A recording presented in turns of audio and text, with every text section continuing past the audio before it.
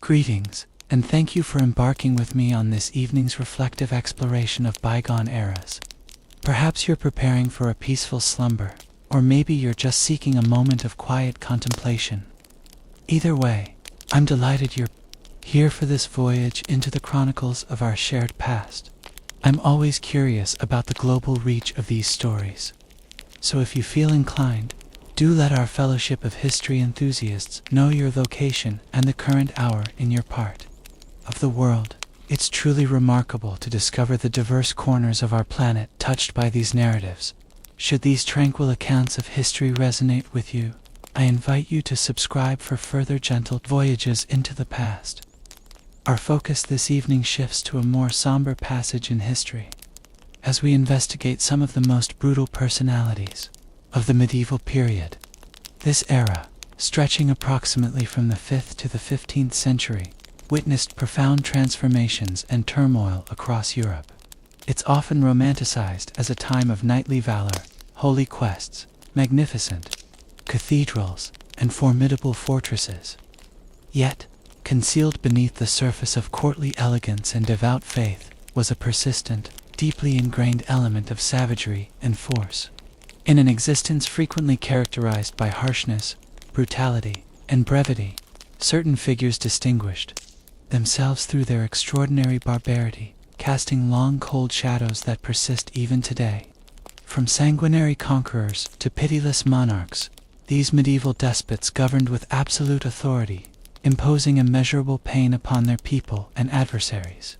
Our expedition into this turbulent epoch will introduce us to some of the Middle Age's most infamous individuals. We will examine their ascents to dominance, their appalling actions, and the enduring historical repercussions. We will observe the fierce conflicts and political machinations that defined the medieval landscape and explore the societal and governmental dynamics that fostered such barbarism. However, before we immerse ourselves in the bleak core of this era, let us pause to conjure the setting. Picture yourself carried back to an age dictated by the cycles of nature and the rigid feudal structure, an age where most people dwelled in modest hamlets, laboring on the land, while the aristocracy engaged in savage warfare for territory, reputation, and prestige. It was an environment of sharp juxtapositions, where noble concepts of knighthood and idealized love existed alongside the stark truths of destitution, illness, and brutality. An environment where religious institutions wielded vast authority, even as moral decay and insincerity were widespread within their ranks. Upon this stage, the most savage figures of the medieval period enacted their dark narratives, scarring history and the collective memory of humankind. So, let us lower the illumination, find our ease, and commence our passage into the most shadowed recesses of the medieval age. A word of caution: the accounts we are about to explore are unsettling, and not for the easily distressed.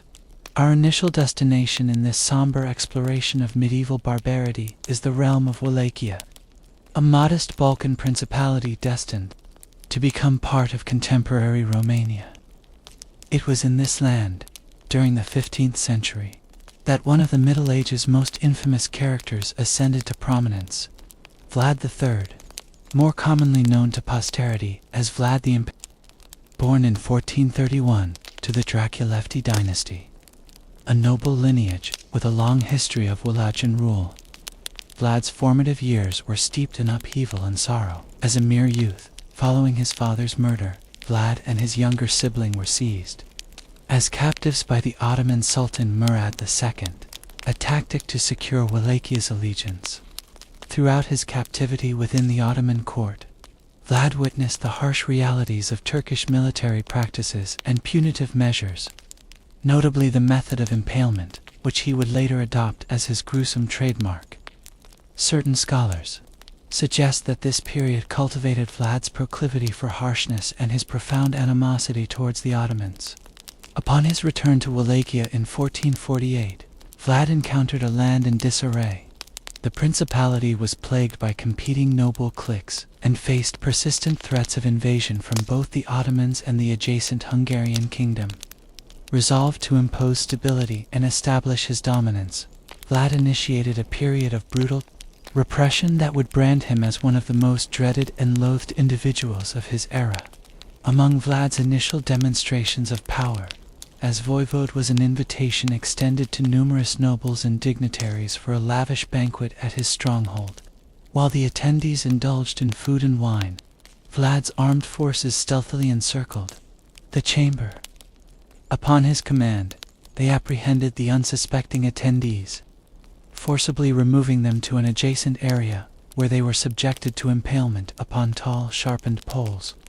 This savage mass killing marked only the inception of Vlad's tyrannical rule. In the subsequent years, he gained notoriety for his depraved forms of torment and capital punishment, which encompassed impaling, live boiling, and reportedly compelling individuals to consume their own dismembered appendages. Vlad's barbarity seemed limitless. He is said to have ordered the impalement of Ottoman emissaries who declined to uncover their heads before him. He was also reputed to feast amidst the staked bodies of his prey, allegedly using their blood to moisten his bread. Some narratives even suggest a particular penchant for impaling expectant mothers, condemning them to protracted agonizing ends as their fetuses died within. However, Vlad's ferocity was not solely an expression of personal depravity. It was also a deliberate political tactic aimed at terrifying his adversaries and consolidating his authority. By fostering a climate of extreme fear, Vlad sought to discourage potential usurpers and to make terrifying examples of those who opposed him. This strategy proved largely effective. Under his governance, Wallachia experienced a phase of comparative order and economic well-being, though its inhabitants lived under the constant shadow of their merciless leader. Vlad's renown as a barbaric and unforgiving despot extended well beyond his own territory, transforming him into an emblem of the sinister aspect of medieval authority. Yet Vlad's reign of terror was finite. In 1462, he was taken by the Hungarians and incarcerated for more than 10 years. When he eventually made his way back to Wallachia in 1476, he discovered his realm once more in chaos and was shortly thereafter slain in combat against the Ottoman forces. Despite his violent demise, Vlad's infamy persisted, fueling innumerable myths and horrific tales. In the subsequent centuries, his name became inextricably linked with barbarity and malevolence, securing his place as one of the medieval period's most savage and sadistic personalities. Yet, Vlad was by no means the sole perpetrator of cruelty and ruthless governance in his epoch. The medieval landscape was densely populated with figures who wielded their power with savage and pitiless force. This spanned from the blood-soaked battlegrounds of the Crusades to the shadowy confines of Europe's myriad castle dungeons. Among the most egregious examples of medieval cruelty were the Crusades themselves, a protracted series of religious conflicts that swept across Europe and the Middle East from the 11th to the 13th centuries. Initiated by Pope Urban II in 1095, the First Crusade represented a colossal military undertaking aimed at wresting the Holy Land from Muslim dominion and bolstering the authority of the Catholic Church. However, while these crusades were ostensibly waged for divine glory and the protection of Christendom, they were also characterized by appalling brutality and savagery. Armies of crusaders, comprising knights, common soldiers, and even ordinary peasants from various European nations, traversed the continent, leaving behind a wake of devastation and bloodshed. A particularly infamous chapter of the Crusades was the siege of Jerusalem in 1099. Upon finally reaching their ultimate objective and breaching the defenses of the Holy City, the Crusaders unleashed a massacre of appalling scale. Thousands of Muslim and Jewish residents were slaughtered indiscriminately, with no quarter given to women or children. Historical accounts from the time describe the streets of Jerusalem flowing with crimson, the air saturated with the miasma of death. For many weeks following the event, the Crusaders marked their triumph by plundering the city's riches and defiling its sacred sites. Even as the unburied dead lay strewn across the urban landscape, the Crusades also ignited a surge of religious persecution and violence throughout Europe. as Christians targeted their Jewish neighbors, accusing them of betraying Christ and colluding with Muslim forces. In numerous cities, Jewish enclaves were assaulted and their inhabitants massacred, their residences and places of worship razed. A notorious instance of this persecution was the Rhineland massacres of 1096, where marauding bands of crusaders swept through the cities of the Rhine Valley, butchering thousands of Jews and compelling many others to convert to Christianity under duress. God will know his own. The barbarity and violence inherent in the Crusades and the persecution of religious minorities were not the sole causes of anguish in the medieval world. For the average person, existence was frequently brutal and brief, characterized by destitution, illness, and the unceasing menace of violence. One of the most gruesome facets of medieval life was the employment of torture and public execution as instruments of punishment and societal control. In an environment where the rule of law was often tenuous or absent, those in authority depended on terror and brutality to preserve their societal dominance. Public executions, frequently conducted in the most horrific and agonizing ways imaginable, were a familiar spectacle in medieval Europe. Individuals convicted of crimes, heresy, or political dissent were commonly subjected to such grisly punishments as immolation, breaking on the wheel and hanging, drawing, and quartering. The practice of burning at the stake was particularly prevalent, especially for those accused of heresy or witchcraft. The condemned individual would be secured to a wooden pole, encircled by heaps of flammable material, which would then be ignited. The victim was left to endure an excruciatingly slow and painful demise, their cries reverberating through the assembled crowds. The breaking wheel, another frequent method of execution, was an especially gruesome and protracted means of death. The condemned would be fastened to a large wooden wheel and struck with heavy clubs or iron bars, crushing their bones and leaving them to expire slowly and in agony.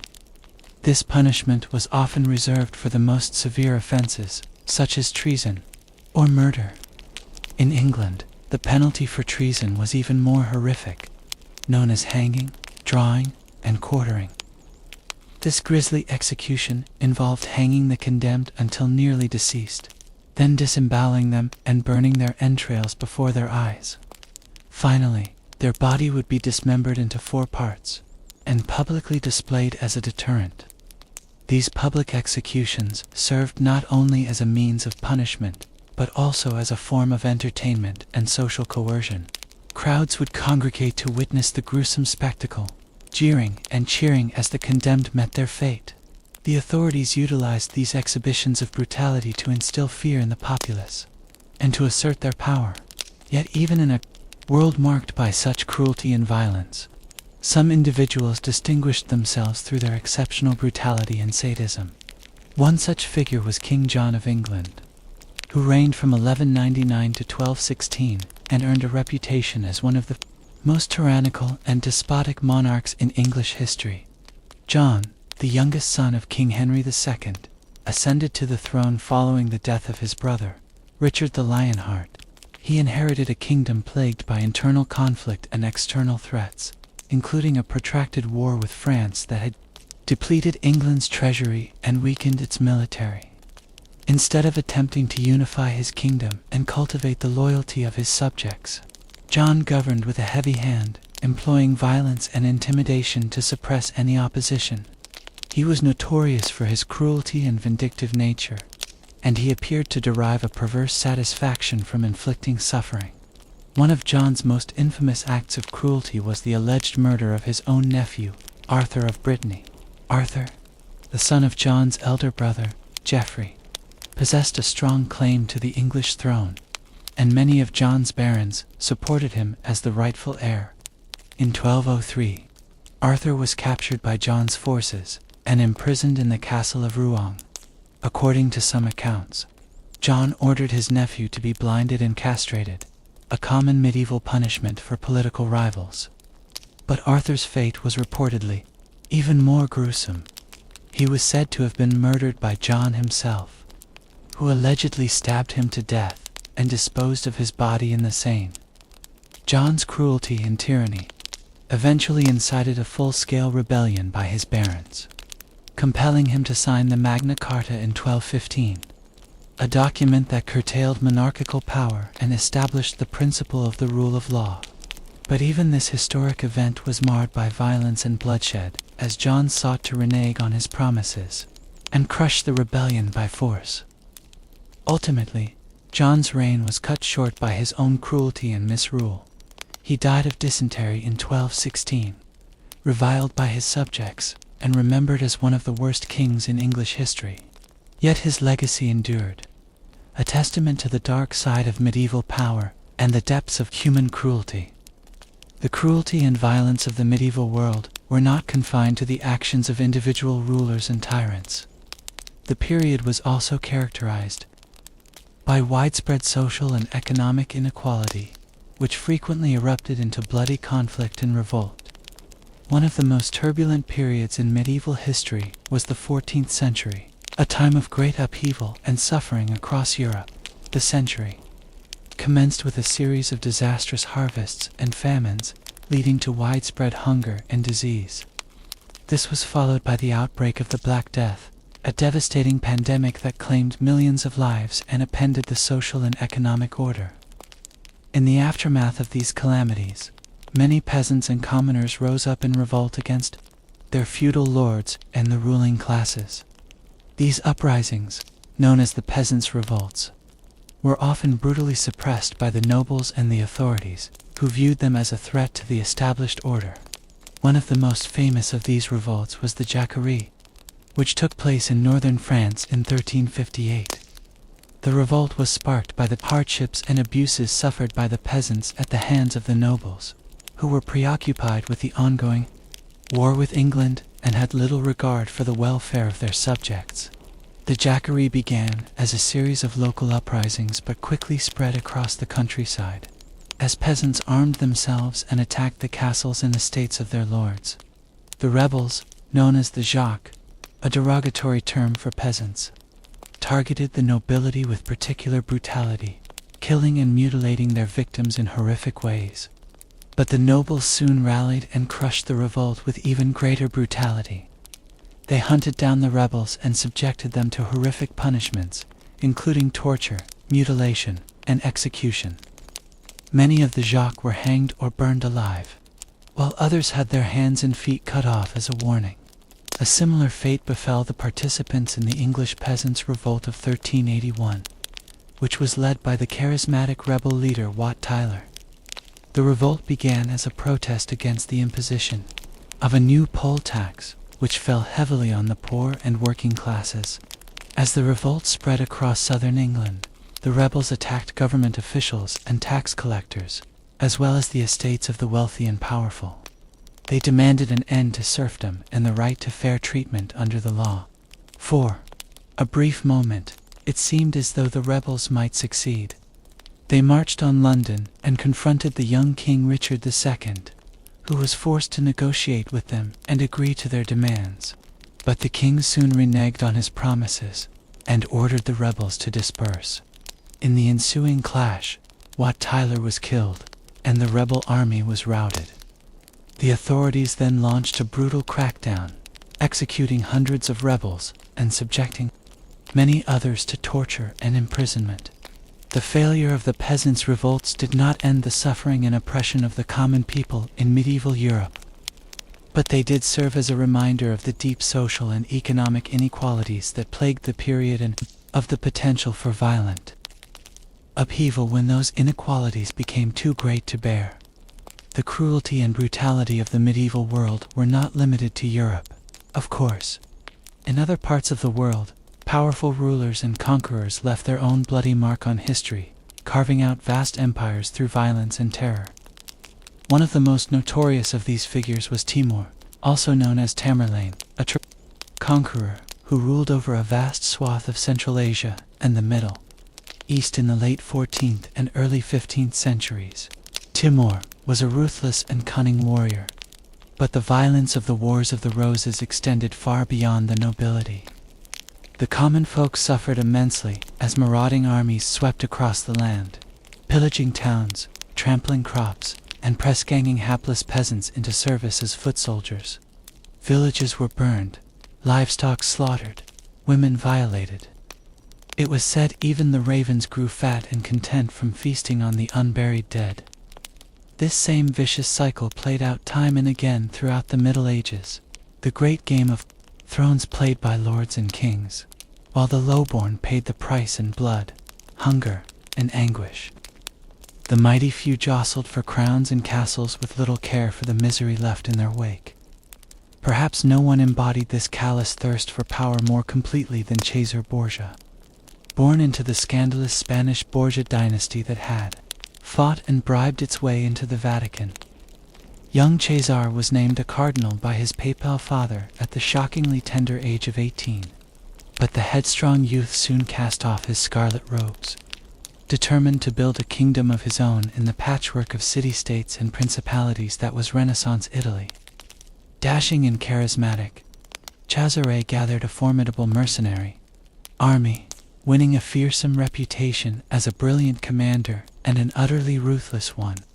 Friend and foe alike spoke in awestruck horror of his deeds. In one notorious incident, Cesar invited his sister Lucretia's husband to a cordial meeting where he had the man seized and strangled to death. No insult or obstacle to Caesar's ambition could be borne. His own brother Juan, seen as a rival, met Anne. His own brother, Juan, seen as a rival, met an equally grim fate. His body dumped unceremoniously into the river Tiber, like a hawk among squabbling sparrows. Cesare swept through the Romagna region, conquering one small state after another, either by force of arms or duplicitous diplomacy. Opponents who failed to bend the knee met brutal ends, strangulation, stabbing, or a dose of his signature poison, Cantarella. Cities that resisted his sieges were subjected to days of rape, looting, and wanton slaughter once the walls fell. So great was the terror preceding his armies that many towns threw open their gates at his mere approach, desperate to avoid a far worse fate. Within a few short years, Cesare had carved out a sizable domain for himself, ruling with an iron fist. He dreamed of uniting all Italy under Borgia dominion. It's no wonder that Machiavelli, in his classic work, The Prince, later held up Cesare as a model of the supremely effective ruler, unfettered by tedious morals and qualms. And yet, for all his guile and ruthlessness, Caesar's empire proved as fleeting as any other in that tumultuous age. With his father's death and a new pope on the throne determined to tear him down, Caesar's allies and mercenaries soon melted away. Gravely ill himself, he watched his conquests collapse like an elaborate house of cards until he was just another landless noble, shuttling between courts and jails. At the age of just 31, the once great Caesar met an ignominious end. Cut down in some nameless skirmish on a Spanish back road. So it went for so many of history's cruelest figures. A meteoric rise, an all-too-brief reign steeped in blood and terror, then an abrupt fall into ruin, death, and dark legend. For those they crushed and tormented, it could never be enough to balance the scales. But we can take some cold comfort, perhaps, in the knowledge that the most vicious and ruthless rarely found lasting peace or contentment. Their sins had a way of catching up with them. Across the centuries, the names may change, but the basic character remains the same. The heartless tyrant, the sadistic warlord, the murderous zealot. They are woven like a black thread through the medieval tapestry.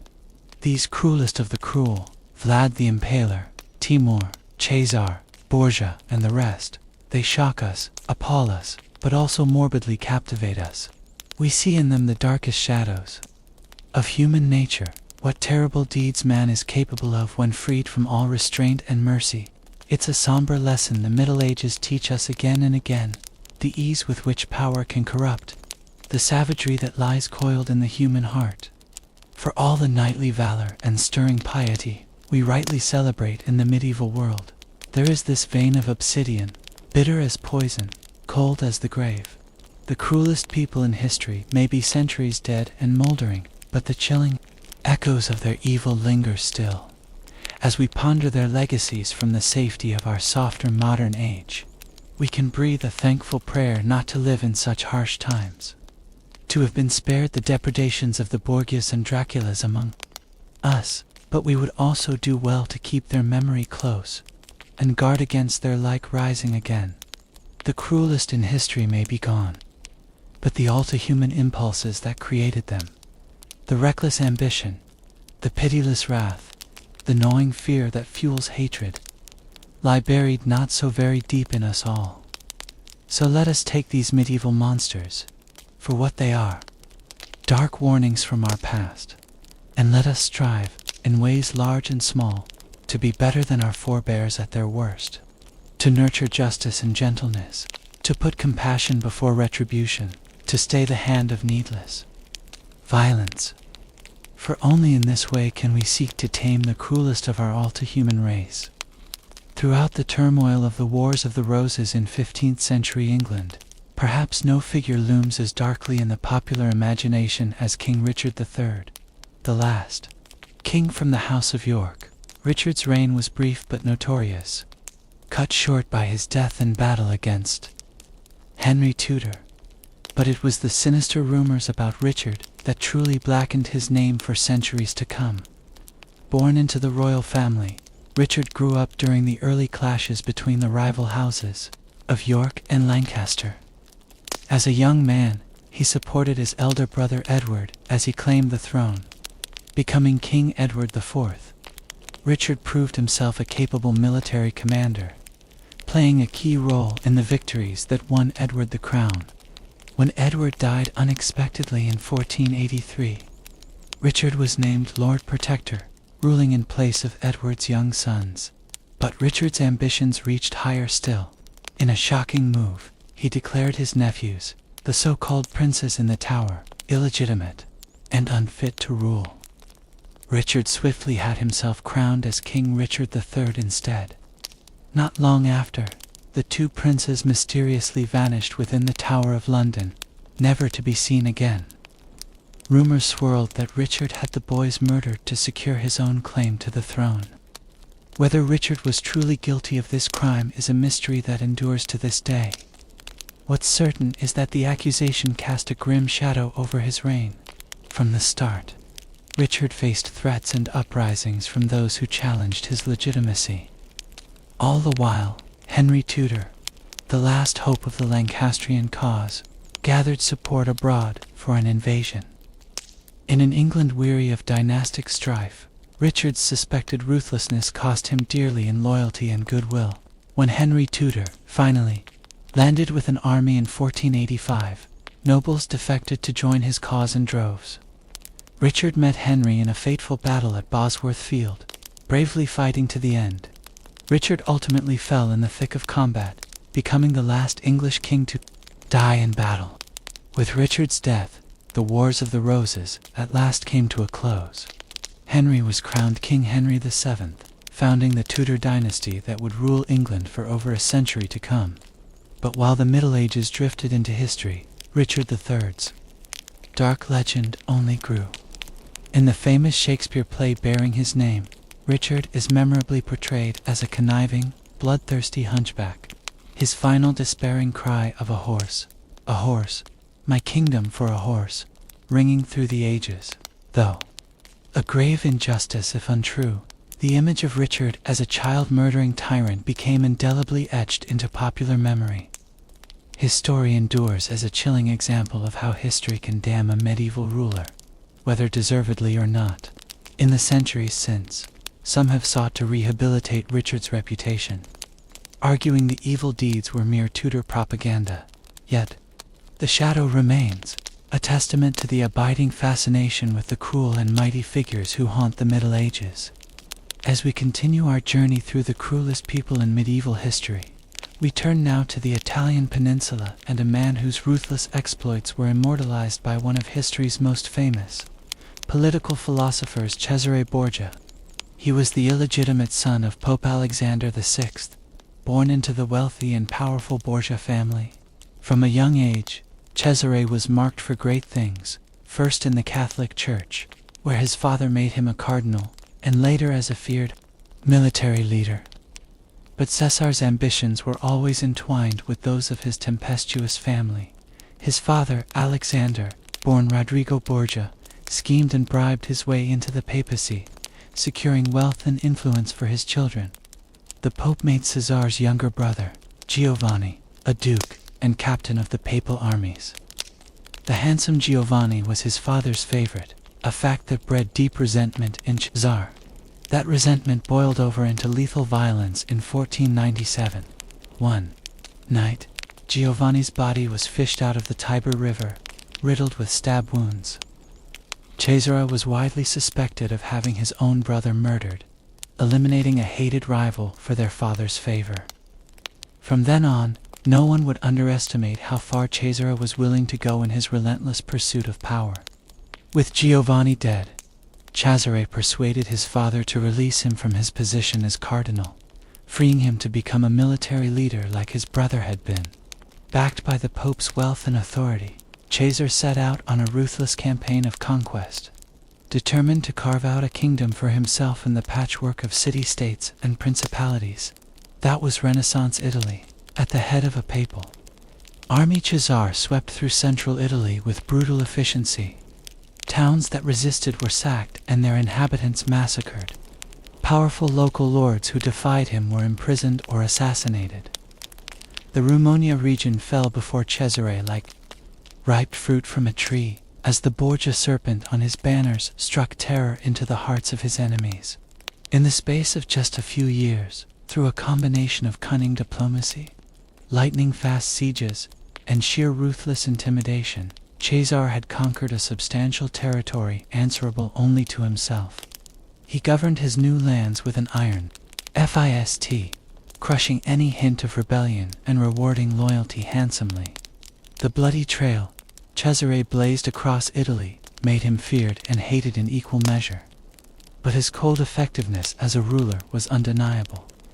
So much so that the great Renaissance writer Niccolò Machiavelli later held up Cesare as a model for his famous work, The Prince. For Machiavelli, Cesare embodied the ideal prince, one who could seize and hold power through a calculated balance of force, cruelty, and shrewd cunning. Cesare showed that in the cutthroat arena of Renaissance politics, only the most ruthless could rise to the top and stay there. Yet, even for a man as formidable as Cesare Borgia, fate could be a fickle thing. His conquests depended heavily on the papal support of his father. When Pope Alexander VI died suddenly in 1503, the Borgia power structure crumbled virtually overnight. Cesare himself fell ill. His enemies moved against him, and his lands slipped from his grasp as quickly as he had won them. Exiled and landless, Caesar schemed to make a comeback, but his luck had finally run out. In 1507, he was killed in a minor skirmish, an inglorious end for a man who had once seemed poised to dominate all of Italy. The meteoric arc of Cesare Borgia blazed brightly across the Renaissance sky before sputtering out, a testament to the fleeting nature of power seized through cruelty and guile. Yet Caesar's legacy would long outlive him. His brutal methods and calculating pragmatism shocked and enthralled the princes of his day and inspired Machiavelli's enduring masterpiece of statecraft. For centuries, Borgia would remain a byword for the ruthless exercise of power, a reputation Cesare himself might well have savored. In the age of the Italian city-states, riven by feuds and conspiracies, it was men like Cesare Borgia who epitomized both the cruelty and the precarious brilliance of an infamous era. As we contemplate the sweep of medieval history, it can be all too easy to lose sight of the individual human lives caught up in the tide of great events. The cruelty of the age fell most heavily on the common folk, the peasants and townsfolk whose hard-scrabble existences could be upended in an instant by the vagaries of weather, disease, or the violence of their betters. In the 14th century, life for the medieval peasantry took a nightmarish turn as a convergence of catastrophes plunged Europe into a prolonged crisis. The warming climate that had prevailed for centuries gave way to the cooling and unpredictable weather of the Little Ice. Age crops failed year after year, as drought, floods, and bitter winters laid waste to fields. With food supplies dwindling, famine stalked the land. The gnawing specter of starvation was soon joined by an even more terrifying visitation, the Black Death. This virulent strain of bubonic plague, borne by rats and fleas from the trade ports of Italy, scythed through Europe's weakened population like a merciless reaper. Festering boils, agonizing pain, and delirium were the plague's hellish hallmarks. It struck rich and poor alike, but it was the undernourished peasants, huddled together in unsanitary hovels, who died in the greatest droves. Between famine and plague, Europe's population plummeted by as much as half in the span of just a few decades. The medieval world was accustomed to death, but the sheer scale and indiscriminate scourge of the Black Death shook society to its very foundations. Fields lay abandoned, towns and cities emptied. The Catholic Church, whose priests perished by the thousands even as they administered last rites to the dying, struggled to explain a calamity of such monstrous proportions. Some saw the plague as God's judgment on a sinful world, but such cold comfort rang hollow to those who had seen their loved ones, their children, succumb to an agonizing end. In the wake of such devastating upheaval, medieval society began to fray at the seams. With the ranks of the peasantry so drastically thinned, those who survived found themselves in a rare position of leverage. Desperate landlords were forced to pay higher wages to attract enough laborers to work their fields.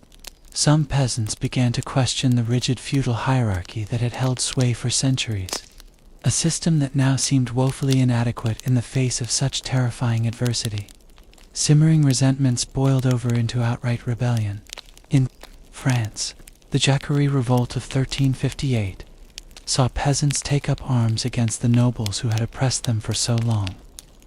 The rebels burned castles and manor houses, exacting a brutal revenge for generations of mistreatment. But the nobles struck back with even greater savagery. The revolt was crushed, its leaders hunted down and executed in the thousands. The shock passed into legend as a chilling example of the fury of the downtrodden and the pitiless retribution of the powerful. The peasants' revolt in England in 1381 met a similar fate. Sparked by a hated poll tax and long-standing grievances, the rebels converged on London under the leadership of Wat Tyler. The boy king, Richard II, met with Tyler and seemed to agree to the rebels' demands, but it was a ruse. Tyler was stabbed to death in a heated altercation with the king's retinue. Deprived of their leader, the rebel armies disbanded and scattered. In the weeks that followed, Richard's men hunted down the ringleaders and made brutal examples of them, a grim epilogue to a fleeting dream of common justice.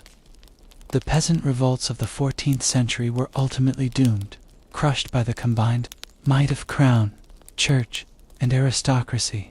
But they stand as powerful testaments to the human toll of the Middle Ages and the enduring cruelty of a world where the lowly could suffer and perish in the uncaring sweep of disaster and repression.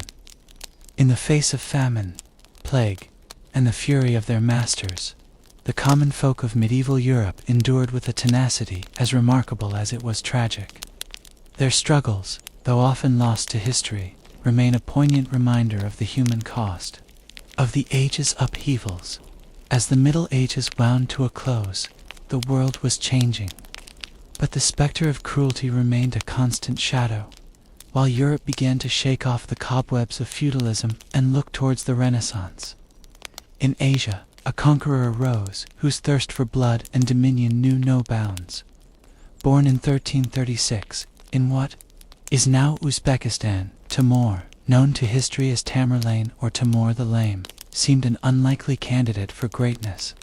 But this Turco-Mongol warrior king would carve out an empire that rivaled that of his idol and predecessor, Genghis Khan, and like the great Khan, Timur would leave a trail of slaughter and devastation in his wake that would make his name a Bible. For cruelty, Timur's early life was a hard one, a constant struggle in the ruthless world of steppe politics. Scars from arrow wounds and a shattered hip left him with a pronounced limp, but also a burning drive to prove himself through force of arms. As a young man, he earned a fearsome reputation as a cunning tactician and merciless raider, securing a band of fiercely loyal warriors through his audacious exploits. With this army at his back, Timur embarked on a relentless campaign of conquest that would span decades and shatter kingdoms. He swept through Persia and Mesopotamia, sacking ancient cities like Baghdad and Damascus with pitiless ferocity.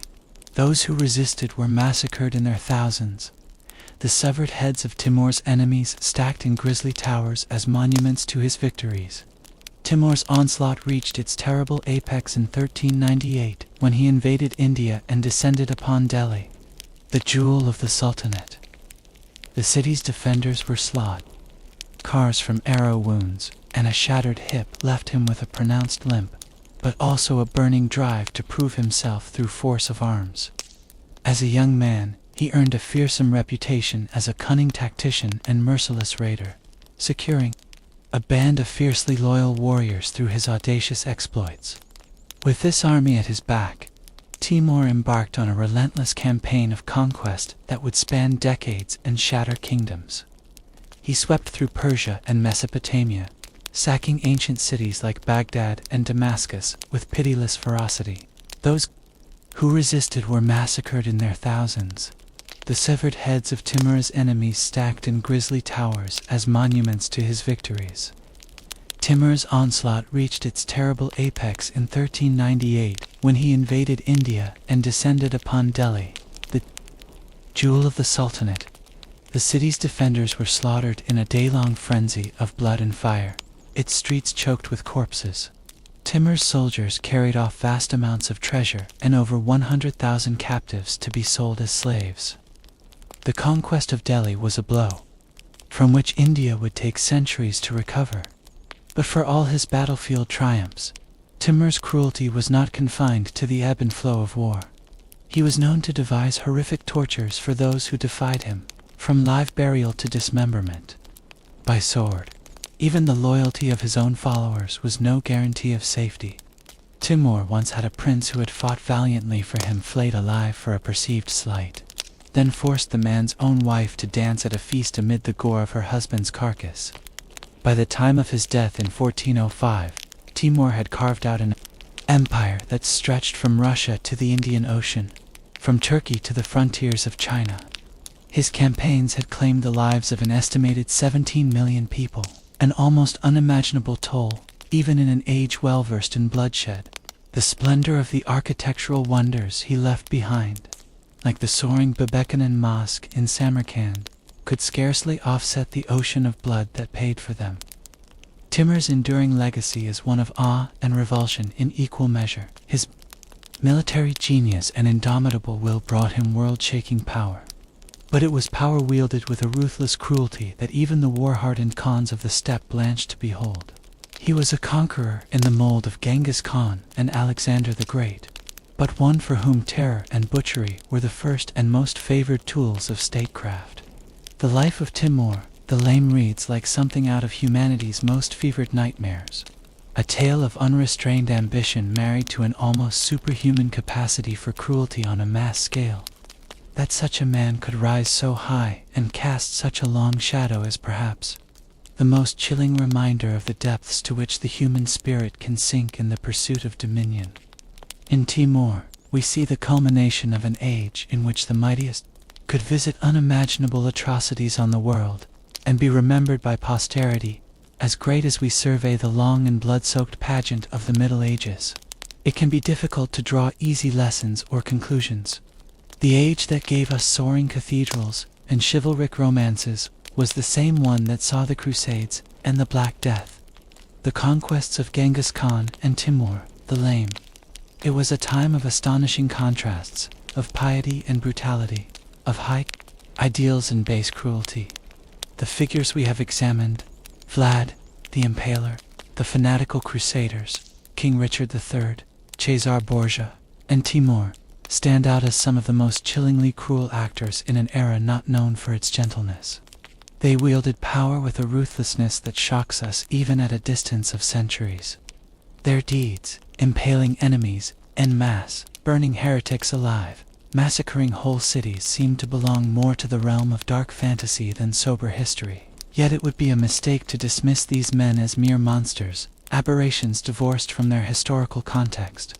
In many ways, they were products of their time, a time when violence was the rule rather than the exception, when life was often nasty, brutish, and short for commoners and kings alike. The unrestrained brutality of a Vlad Dracula or a Timur was extreme even by the standards of the day, but it existed on a continuum with the casual cruelty that pervaded much of medieval society.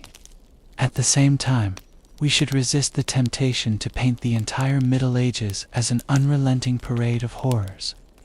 Even in the darkest times, there were glimmers of light, acts of kindness, devotion, and self-sacrifice that remind us of the better angels of our nature. The Middle Ages also saw the rise of universities, the flourishing of art and philosophy, and the slow but steady growth of the rule of law. The period was one of complex social and cultural ferment, not simply a black hole of unmitigated cruelty. Perhaps the most enduring lesson of the cruelest figures of the ... We've explored some of the most notoriously ruthless individuals to cast long shadows over the medieval world. Figures like Vlad the Impaler with his forest of impaled victims, or Timur, the lame and his gruesome victory monuments built from heads. But the cruelty of the Middle Ages wasn't confined solely to these infamous rulers and warlords. From the Crusades to the Inquisition, to widespread peasant repression, entire societies could be swept up in tides of savagery and suffering. The First Crusade, launched by Pope Urban II in 1095, set the tone for 2 centuries of sanctioned bloodshed. In the name of religion, when the Crusaders finally breached the walls of Jerusalem in 1099 after a grueling siege, they proceeded to slaughter the city's Muslim and Jewish inhabitants in a horrific massacre. Thousands were put to the sword, their blood said to flow up to the Crusaders' ankles in parts of the city. This brutality shocked even some European chroniclers of the time, a grim foreshadowing of the sectarian violence the Crusades would unleash. Back home, the call to crusade also sparked waves of persecution against Jewish communities across Europe. Mobs of zealous crusaders, fired up by preachers and their own religious fervor, descended on Jewish neighborhoods in France and the Rhineland. Faced with the choice of conversion or death, hundreds of Jews are recorded to have committed suicide, rather than renounce their faith. These pogroms were a chilling early example of the anti-Semitism that would rear its head time and again in medieval Europe. Of course, Christians weren't above turning on their own as well. In the early 13th century, the Albigensian Crusade saw a French Catholic army lay waste to the region of Languedoc, determined to stamp out the Cathar heresy that had gained a foothold there. The town of Béziers bore the brunt of the Crusaders' wrath. When asked how to tell the heretics from the faithful among the townspeople, the abbot in charge famously replied, "Kill them all. God will know his own."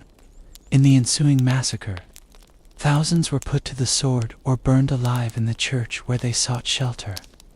Such atrocities were hardly isolated incidents in an age where violence and cruelty were woven into the very fabric of society. Public executions were a popular spectacle, drawing crowds to watch the condemned meet a grisly end. Some methods were especially sadistic, burning at the stake for accused heretics and witches, or the agonizingly slow death of the breaking wheel, where the victim's limbs were smashed with a heavy wooden wheel before being braided into the spokes, and left to die of exposure. Even high-ranking nobles weren't safe from such brutality. In England, the gruesome ritual of hanging, drawing, and quartering was reserved for those convicted of treason against the crown. As much as the cruelty of the Middle Ages was embodied by powerful individuals, it also simmered in the broader resentments and injustices of society. The 14th century saw a perfect storm of failing harvests, famine, and plague plunged the peasantry into deepening poverty and desperation. Pushed to the brink, common folk periodically erupted into open revolt, only to be crushed mercilessly by their well-armed overlords. The French Jacquerie Revolt of 1358 and the English peasants' revolt of 1381 met brutal ends at the hands of the nobility. In the wake of each failed uprising, the reprisals were vicious. Rebels hunted down, summarily executed, their severed heads displayed on pikes as a warning to others. The retribution meted out by England's boy king, Richard II, against the rebel leader Wat Tyler and his followers was especially uncompromising. Though only 14 years old, Richard coldly oversaw the mass execution of the rebel leaders, setting the tone for an utterly ruthless monarchy. As the Middle Ages wound on through the 15th century, the games of power and conquest played by Europe's rulers reached new heights of viciousness. The Italian peninsula became a chessboard for the schemes of the notorious Borgia family. Cesare Borgia, son of Pope Alexander VI, was the ultimate Machiavellian prince, relentlessly ambitious, utterly ruthless, and not above murdering his own brother to eliminate a rival for power. His brutal campaign to carve out a central Italian kingdom for himself left a trail of massacres and atrocities in his wake. Meanwhile, England was convulsed by decades of dynastic civil war, as the houses of Lancaster and York vied for the crown in the Wars of the Roses. This was a time when even the highest nobility couldn't escape the deadly intrigues and betrayals of the age. The Earl of Warwick, once the most powerful magnate in England, ended up dead in a ditch after leading rebellions against two different kings. And then there was Richard III, forever vilified by Shakespeare and in popular lore for his alleged murder of his young nephews in the Tower of London, a crime that is still debated to this day. Richard's own death at Bosworth Field in 1485, the last. To study their stories is to gaze into a dark mirror of our species and to reckon with the stark truth that the capacity for profound cruelty is part of the human condition. In the end, maybe that's the real lesson the Middle Ages holds for us. For all the splendor and achievement of medieval civilization, it was still a world where unchecked power begat unspeakable atrocity.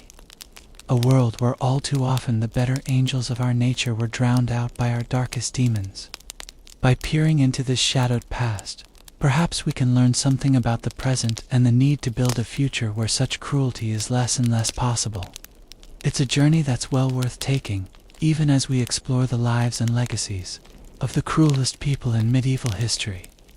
Because only by confronting the darkest chapters of our shared story can we begin to write brighter ones. And in the end, isn't that what history is all about? Grappling with the complex, often troubling, reality of the human experience, not to despair at our flaws and failures, but to learn from them and to keep reaching for a better world. The Middle Ages may have been a time stained by blood and cruelty, but it was also an era shot through with humanity in all its shades and contradictions. And that's what makes it endlessly fascinating to study and explore, even now, centuries later. So, as we come to the end of our journey through the lives of medieval Europe's cruelest figures, let's remember to hold both truths in our minds, the light and the darkness, the good and the evil. Only then can we truly see the Middle Ages for what it was, a pivotal, sometimes painful, always profoundly human chapter in the grand, an unfinished story of our species. Let's return now to one of the most infamous figures of the Middle Ages, Vlad III Dracula, better known to history as Vlad the Impaler.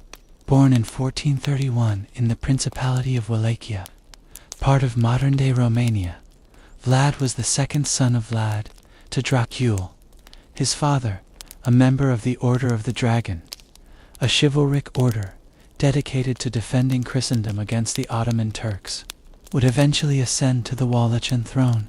But Vlad's early life was far from stable or secure. In a political maneuver, his father sent young Vlad and his brother Radu to the court of the Ottoman Sultan Murad II as hostages, essentially collateral to ensure Wallachia's compliance as an Ottoman vassal. It was a tumultuous childhood that undoubtedly shaped Vlad, exposing him to the wrath and brutality of the Ottoman realm. Vlad spent his formative years in this gilded Ottoman cage, absorbing the cruelties and intrigues of the Sultan's court. Some historians argue this experience forged Vlad's own sadistic tendencies, that the traumas endured under his Ottoman captors warped the young prince. Regardless, it instilled in him a lifelong hatred of the Turks and a wrath he would unleash on countless thousands later in life. Released from Ottoman captivity in 1448 after 6 long years, Vlad returned to a Wallachia in turmoil. Rival factions of nobles vied for control. The Hungarians and Ottomans played the principality as a pawn in their broader power struggle, and Vlad's own father had been deposed, blinded, and brutally buried alive by his opponents. It was a baptism in blood and betrayal for the young Vlad. Determined to claim his birthright, Vlad played the shifting tides of power. He courted Hungarian support to challenge for the throne, briefly claiming it in 1448 before being forced into exile, but his resolve never wavered. In 1456, backed by Hungarian forces, Vlad returned to seize the crown once more. This reign would be longer and infinitely more brutal. From the outset, Vlad moved with ruthless precision to consolidate his rule and eliminate rivals. He invited hundreds of noblemen and their families to a great Easter feast at the princely court in Targovict. As they dined, Vlad's soldiers surrounded the great hall. None would leave alive. The impaler prince, it is said, had them all stabbed to death, impaled on spikes, and their twitching bodies hoisted high around the walls of the capital. A grotesque display to cow any thoughts of defiance among the nobles.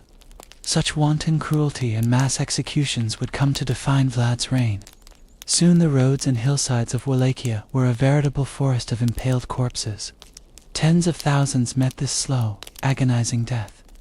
Ottoman Poles, Saxon merchants, anyone accused of disloyalty, even random villagers conscripted to provide fresh victims when offenders ran low. Vlad's murderous sadism was matched only by his cunning statecraft in the snake pit of Balkan politics. He deftly played Hungary and the Ottomans against each other, stoking their mutual antagonism to preserve a veneer of Wallachian autonomy.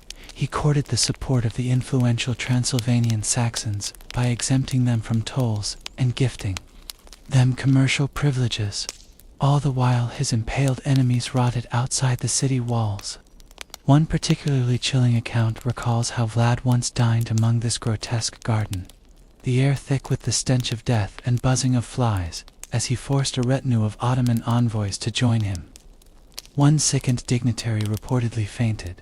From the horror, Vlad, unfazed, coldly ordered him impaled on a higher stake so the flies would not disturb him. Such tales grew into dark legend, striking terror across Central Europe and the Ottoman Empire. In Wallachia, it is said that during Vlad's reign, crime all but vanished. None dared risk the impaler's wrathful judgment. Across the Danube, Sultan Mehmed II, the feared conqueror of Constantinople, led a punitive invasion in 1462 to unseat this troublesome vassal. Marching into Wallachia, the Ottoman troops encountered a decimated land, villages burned, and wells poisoned on Vlad's orders. Rotting corpses littered the roads. Outside the capital, a terrifying sight awaited, a veritable forest of 20,000 impaled Turkish captives. Even Mehmed was shaken. Though Vlad's guerrilla raids could not halt the larger Ottoman army, and he was eventually forced from the throne, his legend only grew. He would return one final time in 1476 to retake the crown, only to die in battle against the Turks that same winter. In the end, Vlad the Impaler had reigned for only about 6 years in all, and yet his monstrous cruelties would be remembered for centuries as the stuff of nightmares. Even in death, dark tales continued to swirl around the Impaler prince. His severed head was sent to Constantinople, displayed on a spike before the Sultan. His body was allegedly buried at the island monastery of Snake. And yet, when researchers uncovered the presumed grave in 1931, they found the tomb empty. Thus, Vlad Dracula passed into legend, a figure of spine-chilling savagery and the archetypal Gothic tyrant. When Bram Stoker penned his genre-defining vampire novel Dracula in 1897. He drew directly on stories of the infamous Wallachian ruler, while Stoker's charismatic count and his dramatic Transylvanian castle bore little resemblance to the real Vlad III. The name Dracula would be immortalized as an embodiment of evil and a permanent fixture in our collective nightmares. More than 500 years after his death, the name of Vlad Gapek, Vlad the Impaler, still evokes both revulsion and dark fascination. A byword for brutality, yet revered by some as a defender of Christendom, a folk hero who stood against the Ottoman tide. Such is the complex blood-soaked legacy of this son of the dragon. In the annals of human cruelty, the deeds of Vlad Dracula remain forever carved in crimson, a testament to the horrors we inflict upon one another. But for all Vlad's lasting infamy, he was far from alone in perpetrating such savageries in medieval Europe. The Middle Ages were an era steeped in violence and religious strife, when entire communities would be put to the sword in the name of faith and empire. And nowhere was this unholy wrath more ruthlessly unleashed than in the Crusades. When Pope Urban II ascended a platform in a field outside Clermont, France, on November 27, 1095, his words would echo across centuries and unleash a tide of holy war that would forever scar the medieval world. Addressing the assembled clergy and nobles, Urban called upon the knights of Christendom to cease their petty feuding and take up the cross, to march east and liberate Jerusalem and the Holy Land from Muslim rule. He promised the assembled throngs spiritual rewards for this armed pilgrimage, remission of their sins. At his fiery exhortation, the crowd roared in response, Deus vult, God wills it. Thus began the First Crusade, a monumental military campaign that would see tens of thousands of European knights, foot soldiers, and even peasants march thousands of miles to the Levant. After a grueling slog across Anatolia and the siege of Antioch, the Crusaders finally reached their ultimate goal in June 1099, the walled holy city of Jerusalem. Weakened by thirst and exhausted from the long siege under the baking Syrian sun, the Crusaders finally breached the walls on July 15th. What followed was an unholy slaughter.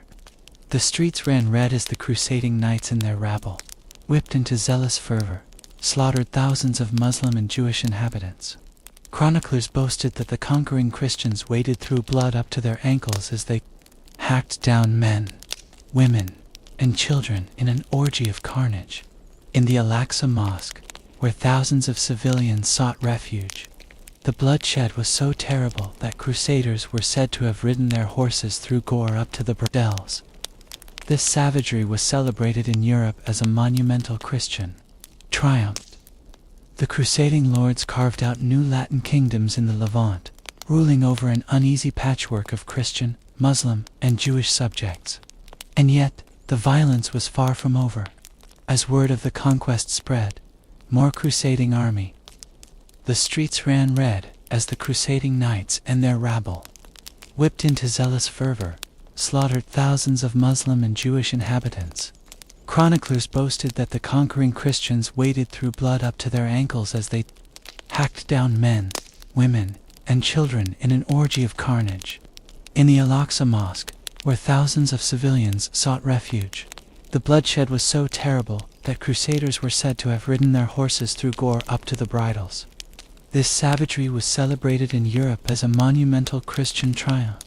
The crusading lords carved out new Latin kingdoms in the Levant, ruling over an uneasy patchwork of Christian, Muslim, and Jewish subjects. And yet, the violence was far from over. As word of the conquest spread, more crusading armies mustered across Europe, seeing a chance at martial glory and spiritual reward in the Holy Land. Not all of these righteous knights looked to the east. However, for some, the threat to Christendom was much closer to home. As the fervor for holy war grew, an uglier undercurrent of persecution swept across Europe, particularly against Jewish communities.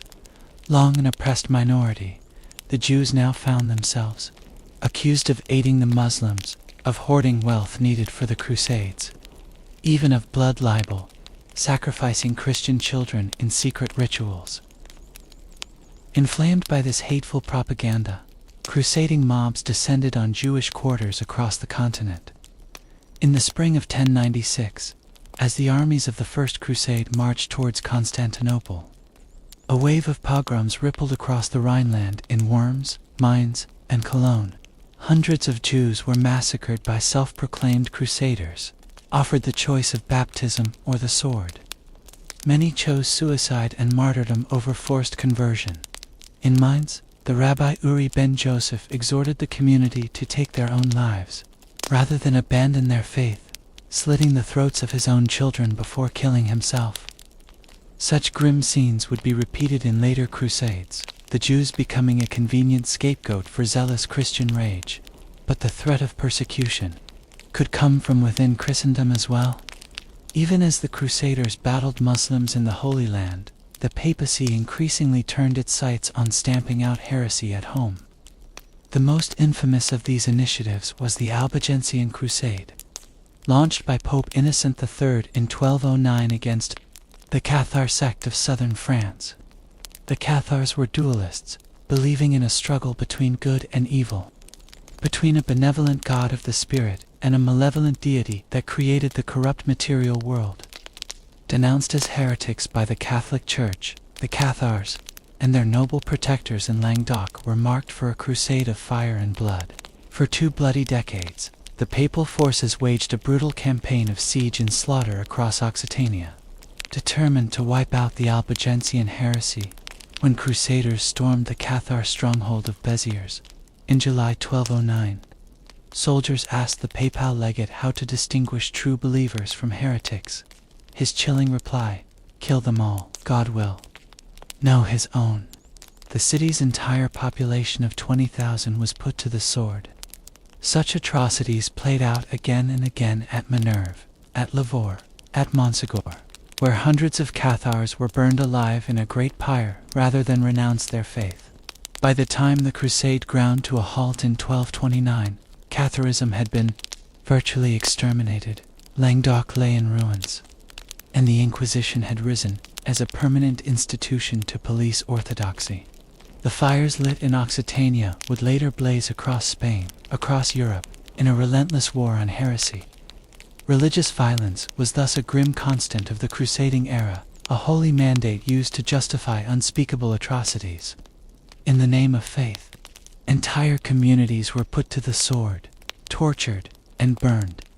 Such horrors stand as a haunting reminder of the human capacity for cruelty when gripped by destructive ideologies, even in the name of the divine. The Crusades left a bitter legacy that would scar relations between Christianity and Islam for centuries, a cycle of retaliatory brutality, massacres, and persecution that perpetuated an us versus them mentality, seeing those of different faiths as enemies to be destroyed rather than human beings. The lofty ideals of chivalry, of holy warriors defending the meek, all too often rang hollow before the blood-curdling screams of the innocent. This, sadly, was the crusading movement's most enduring impact, a chapter of profound tragedy in the human story, when those marching under the banner of the cross committed some of the cruelest deeds in medieval history. In seeking to forge a path to heaven, the Crusaders often unleashed hell on earth for people of all faiths. But as we continue our journey through the Middle Ages, we'll see that holy warriors were far from alone in their capacity for brutality. In a world where might made right, those who held power could inflict horrific tortures on their enemies and subjects with impunity. The shrieks of the damned echoed from castle dungeons and public squares across medieval Europe as terror became both a tool of control and a gruesome spectacle. So settle in, if you can, as we venture into the darkest depths of human cruelty. A world of twisted iron and shattered bone, of blood, flames, and agonized screams before baying crowds. The horrific pageantry of medieval torture and execution. But beware, here there is no merciful release, no easy escape into restful oblivion, only a nightmare procession of the broken and the dead, a parade of the past's most ghastly horrors to trouble our weary minds. Let us descend, then, together, into this pitiless purgatory. Torture in the Middle Ages was not merely a means of extracting information or confessions, though it certainly served that ruthless purpose as well. More than that, it was a tool of raw terror, a way for the powerful to break and subjugate the powerless through the most visceral of means. The flesh became both a canvas for cruelty and a medium for sending messages that the sovereign and the state held the ultimate power over the bodies of their subjects. And in an age of absolute monarchs and feudal lords, such grim messages were a regular part of the medieval world. Torture was enshrined in law, from the dungeons of the Inquisition to the brutalities of common criminal justice. The very word torture derives from the Latin torcere, to twist, to distort, an all too apt description of what befell the accused. Among the most infamous devices was the rack, a contraption designed to systematically dislocate the victim's joints through agonizing stretching. By cranking the levers and ropes, the torturer could ratchet up the pain, shattering shoulders, elbows, hips, and knees with sickening pops even before the inevitable dismemberment. Few could endure the rack without eventually spilling whatever secrets their interrogators wanted to hear.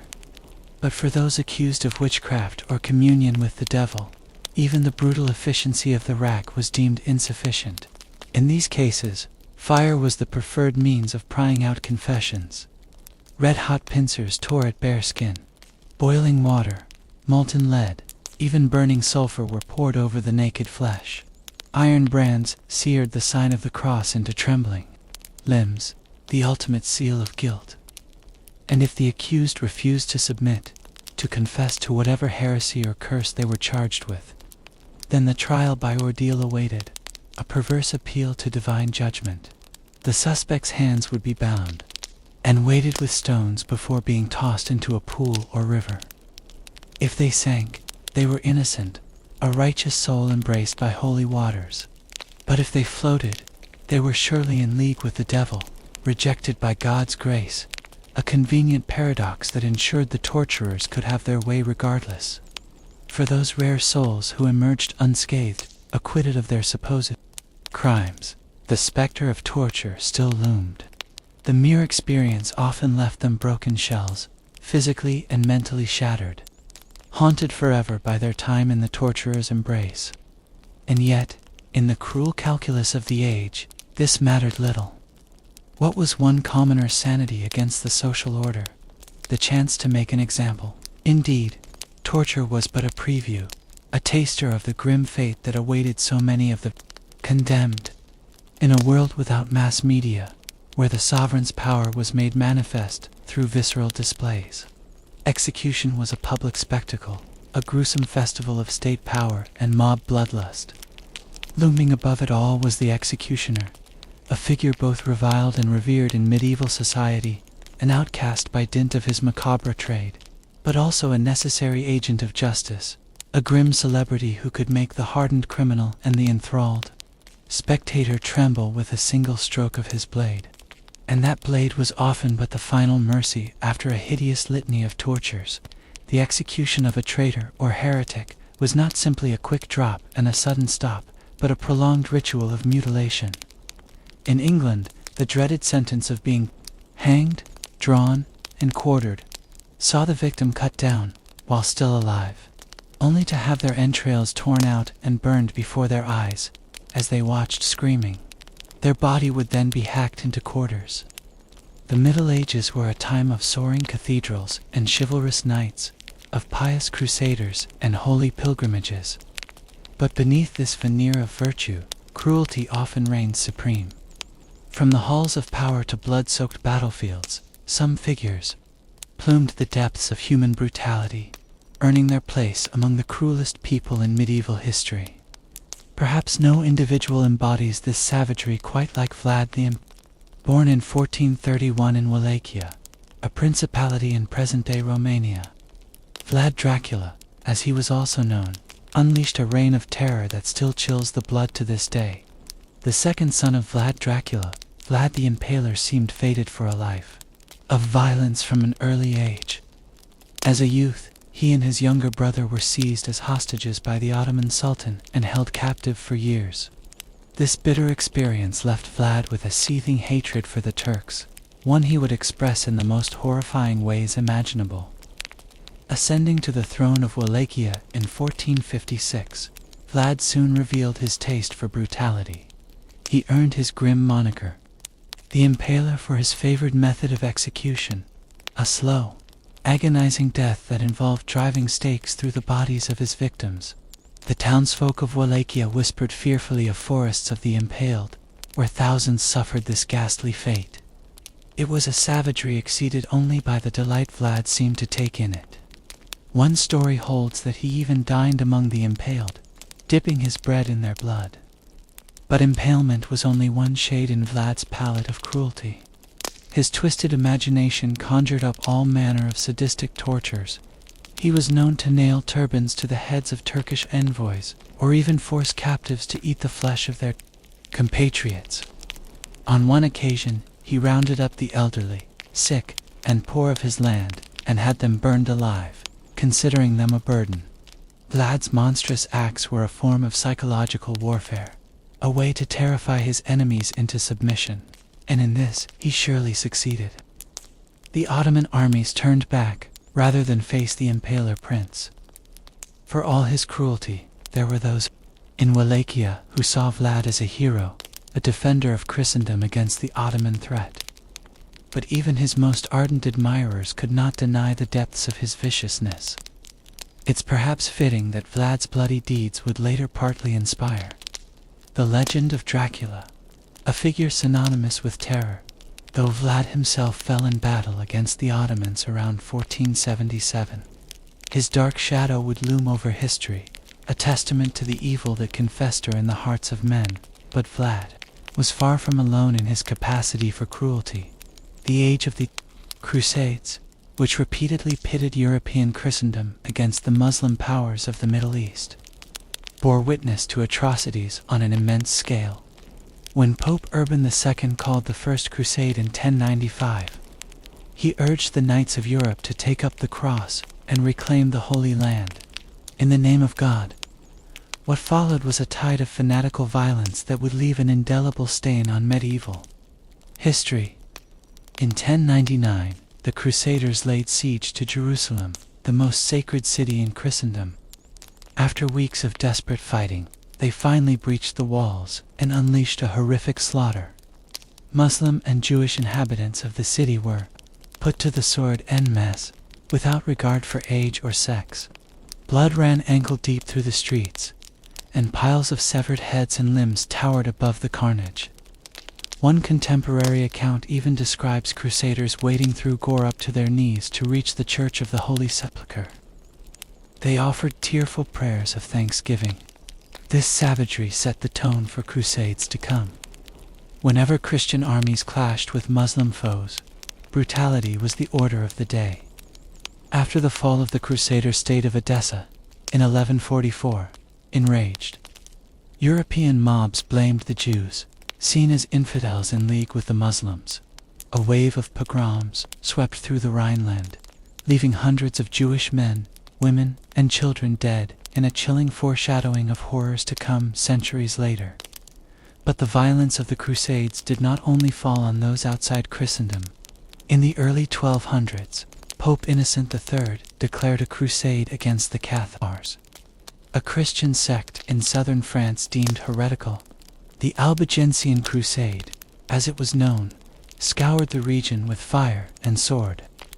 Besieged by crusaders, the city of Béziers refused to hand over its Cathar inhabitants. In reply, the papal legate, directing the assault, supposedly declared, "Kill them all, God will know his own."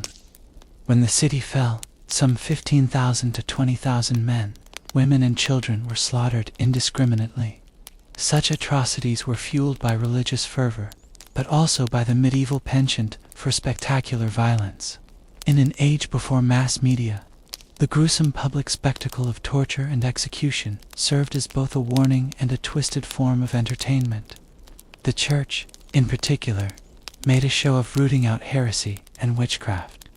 Those convicted would meet the flames at the stake, writhing in torment as the wood beneath them crackled and hissed. For those not accused of offenses against God, there were other creative means of destruction.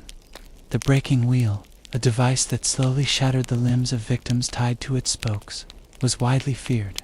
In England, the most notorious traitors suffered the grim fate of being hanged, drawn, and quartered, a sequence of strangulation, disembowelment, beheading, and dismemberment that left bodies in pieces for public display. The agony of such punishments is beyond modern comprehension. Among the English monarchs who resorted to such measures was King John, the villainous Plantagenet ruler who reigned from 1199 to 1216, a spiteful, petty tyrant despised by his own barons. John plunged England into civil war and chaos. After losing Normandy and his other French lands to rival Capetian kings, John lashed out with increasing cruelty toward his own subjects. When a group of rebellious nobles forced John to sign the Magna Carta in 1215, granting them rights and limiting royal power, the enraged king quickly disavowed the charter and plunged England back into conflict. John rampaged across the countryside with an army of mercenaries, unleashing a campaign of violence to bring his enemies to heel. Those barons captured in the fighting faced immediate execution, their severed heads sent as a warning to others. John's vicious conduct earned him few friends, but the mysterious fate of his nephew, Arthur of Brittany, sealed his sinister reputation. As the son of John's elder brother, Arthur had a strong claim to the English throne. When he disappeared in John's custody in 1203, many suspected the king's hand in the young prince's demise. Though the truth remains murky, the taint of kinslaying only added to John's aura of malevolence. The cruelty of kings like John often fell hardest on the lowly peasants who eked out a meager living under the boot of the nobility. In the 14th century, as the Black Death scythed through Europe and crop failures led to widespread famine, the common folk faced unimaginable hardship. Pushed to the brink, some finally rose up in desperate revolt against their masters. In France, the Jacquerie Revolt of 1358 saw peasants lash out against the nobles who had oppressed them for so long. Roving bands attacked manor houses, looting and burning, even murdering those aristocrats they could get their hands on. But the lords of France soon rallied and crushed the uprising with pitiless force. The retribution was brutal. Peasant villages put to the torch, their inhabitants massacred without mercy. England faced its own reckoning in 1381, when simmering resentments over heavy taxation and labor laws boiled over into the peasants' revolt. Under the leadership of Wat Tyler, a motley army of commoners, artisans, and renegade priests marched on London, attacking government buildings and beheading some of those deemed responsible for their plight. The young king, Richard II, met with Tyler and the rebels, agreeing to their demands, but only as a ruse. Once the rebel force dispersed, Richard unleashed a ferocious crackdown. Hundreds were executed, their severed heads lining London Bridge, as a grisly warning against further insurrection. The vicious repression of such uprisings underscored the cruelty inherent in medieval society, a world where the strong ruled with an iron fist and the weak could only suffer in silence. But even by the standards of this unforgiving age, some figures stood out for their sheer ruthlessness. One such man was Timur, known to history as Tamerlane, a Turco-Mongol warlord in the mold of Genghis Khan. Timur rose from obscurity in 14th century Central Asia to become one of the most feared conquerors in history. He built his empire on mountains of skulls, leaving a trail of devastation across Eurasia. In 1401, he sacked Damascus, ordering a massacre so thorough that the streets were choked with corpses. But this was only a prelude to the horrors he would unleash on Baghdad. When Timur's armies stormed the great Abbasid capital in 1401, they slaughtered tens of thousands, a blow from which the city would never recover. The conqueror took a special delight in erecting towers of severed heads as monuments to his victories, a sight that would greet him as his armies marched through the ruined lands he claimed as his own. Timur's conquests reached as far as India, where he invaded the Delhi Sultanate in 1398. The Turco-Afghan rulers of the Sultanate were Muslim, like Timur himself, but that did not spare them from his wrath. Thousands were slain or enslaved as the conqueror's armies rampaged across the subcontinent, plundering its riches and leaving devastation in their wake. For all the terror he inspired, Timur was hardly the last cruel conqueror to leave his mark on medieval history. In Europe, the Wars of the Roses saw England convulsed by decades of dynastic conflict in the late 15th century. This bloody civil war between the rival houses of York and Lancaster featured a cavalcade of ruthless nobles vying for power, their ambitions drenched in the blood of friend and foe alike. One of the most notorious figures of the conflict was Richard III, the last Yorkist king, though his villainy may have been exaggerated by later Tudor propagandists. Richard's rise to power was undeniably soaked in gore. He stands accused of ordering the murder of his own nephews, the famed princes in the Tower, to secure his grip on the throne. Whether guilty of this deed or not, Richard was certainly responsible for the brutal execution of a number of rivals, their heads impaled on spikes for all to see. Richard's reign would be cut short by the rise of Henry Tudor, who defeated and slew the king at the Battle of Bosworth Field in 1485. The carnage of that day brought an end to the Wars of the Roses, but it was a peace born of exhaustion rather than any higher ideal. The cruelty of the age had simply burned itself out, leaving a kingdom in ashes as the Middle Ages drew to a close. One last figure would embody the ruthless spirit of the era: Cesare Borgia, the illegitimate son of Pope Alexander VI. He was a true Renaissance man, a skilled warrior, a cunning diplomat, and an utterly amoral schemer. As a cardinal in the Catholic Church, Cesare seemed destined for a life of piety, but his ambitions would lead him down a far darker path. Determined to carve out a kingdom for himself in the patchwork of city-states and principalities that made up Italy, Cesare embarked on a campaign of conquest and betrayal. He thought nothing of dispatching those who stood in his way, even his own brother, Juan, whom he likely had murdered in 1497. The crime shocked all of Europe, but Cesare hardly blinked an eye. For him, fratricide was simply another move in the great game of power. As Cesare rampaged across central Italy, his reputation for cruelty grew. He was said to delight in the suffering of his enemies, devising new and inventive tortures to break their will. One contemporary described him as a man of a very cruel nature who took pleasure in watching people die. It was a description that could have applied to any number of medieval tyrants, but Cesare's cold, calculating brand of ruthlessness set him apart. For all his viciousness, Cesare's methods were undeniably effective. He succeeded in bringing much of central Italy under his sway, ruling with an iron fist. His example would later inspire Niccolò Machiavelli, who saw in Cesare the model of a truly effective ruler, one who let nothing stand in the way of his ambitions. It was a chilling endorsement of the cruelty that had defined so much of the medieval world.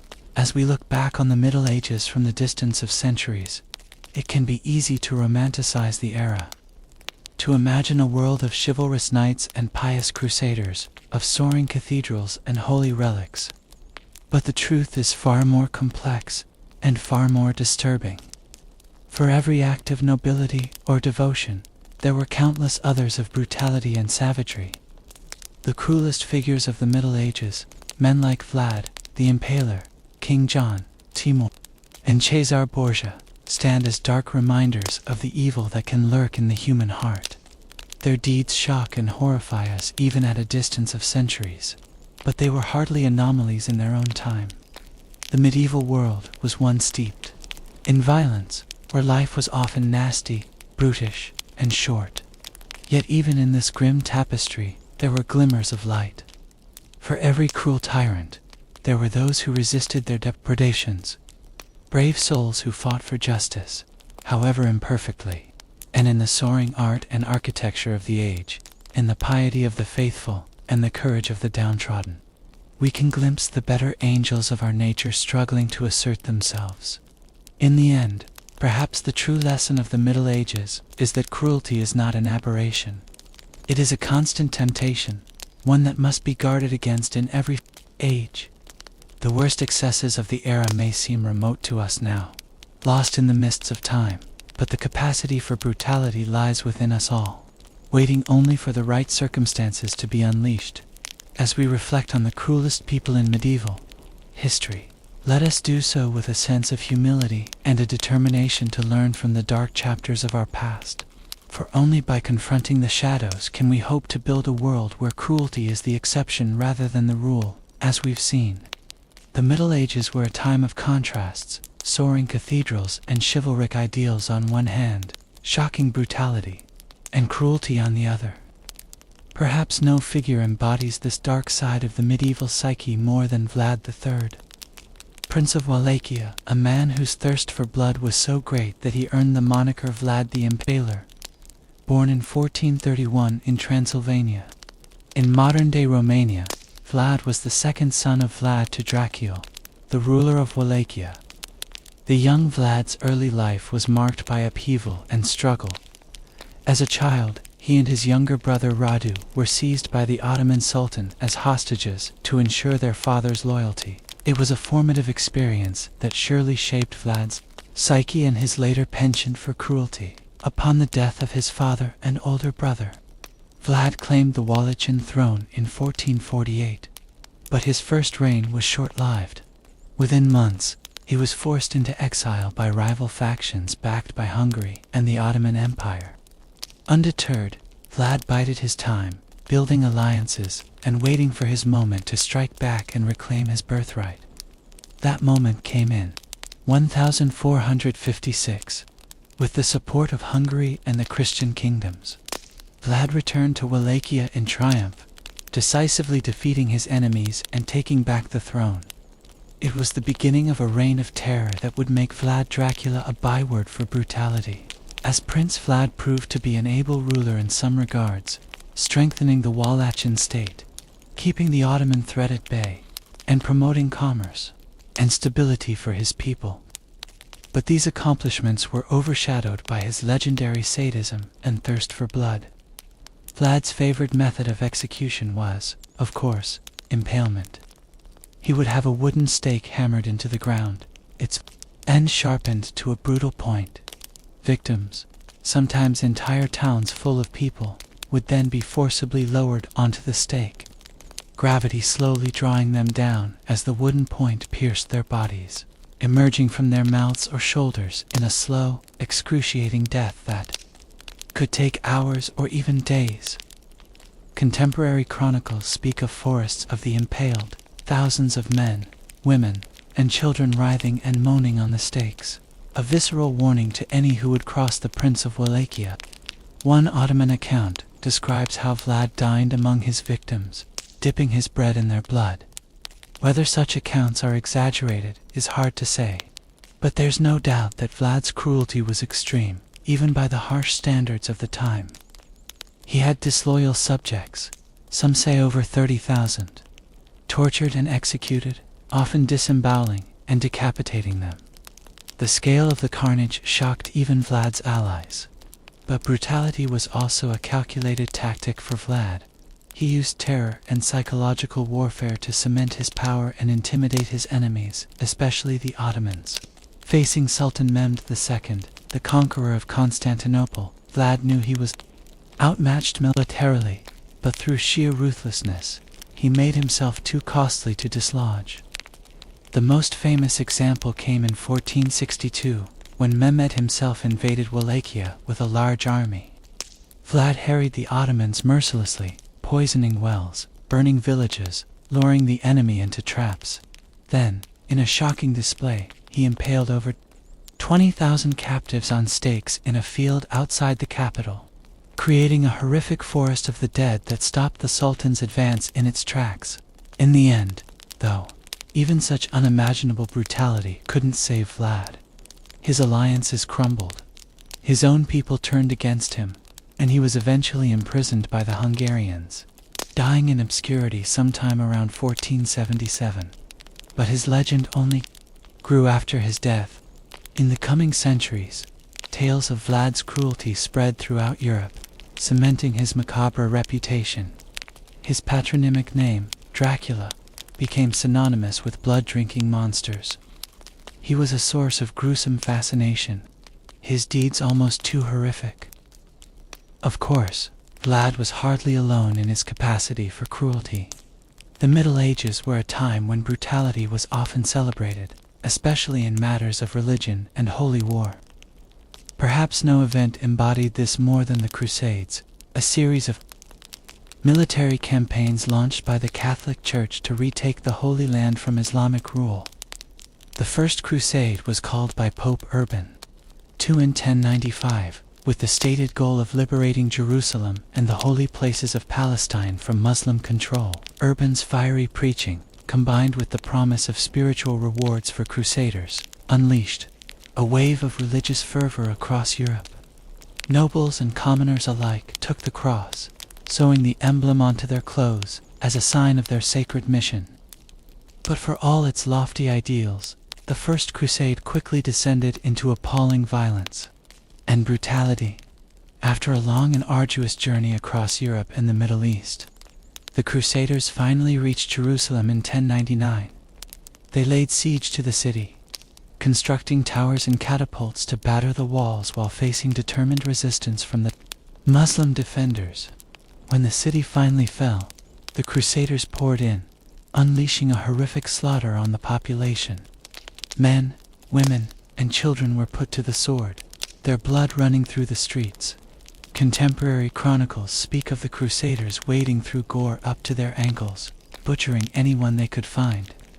In the Al-Aqsa Mosque, where thousands of civilians had taken refuge, the knights slaughtered them mercilessly, their screams echoing off the sacred walls.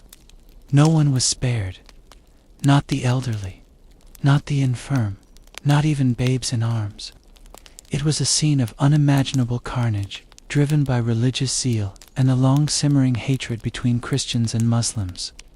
Some accounts even describe the Crusaders pausing in their bloody work to kneel in prayer, giving thanks to God for their victory, before resuming the massacre with renewed fervor. The sack of Jerusalem set the tone for the rest of the crusading movement.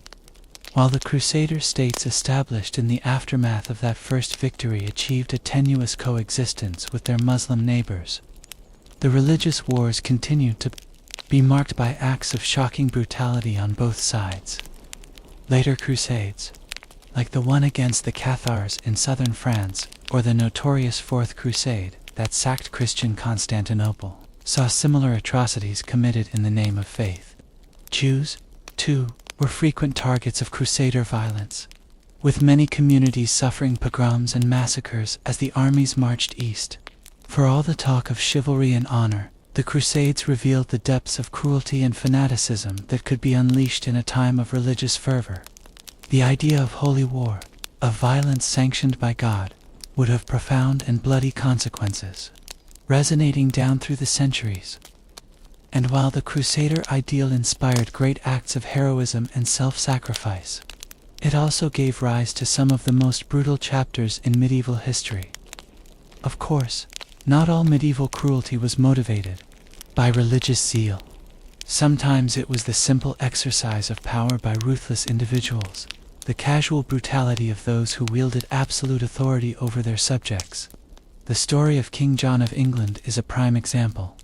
John was the youngest son of King Henry II, a powerful and dynamic ruler who had built a vast empire stretching from Scotland to the Pyrenees.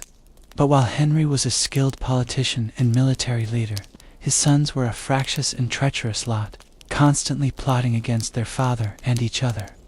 John, in particular, had a reputation for pettiness and spite.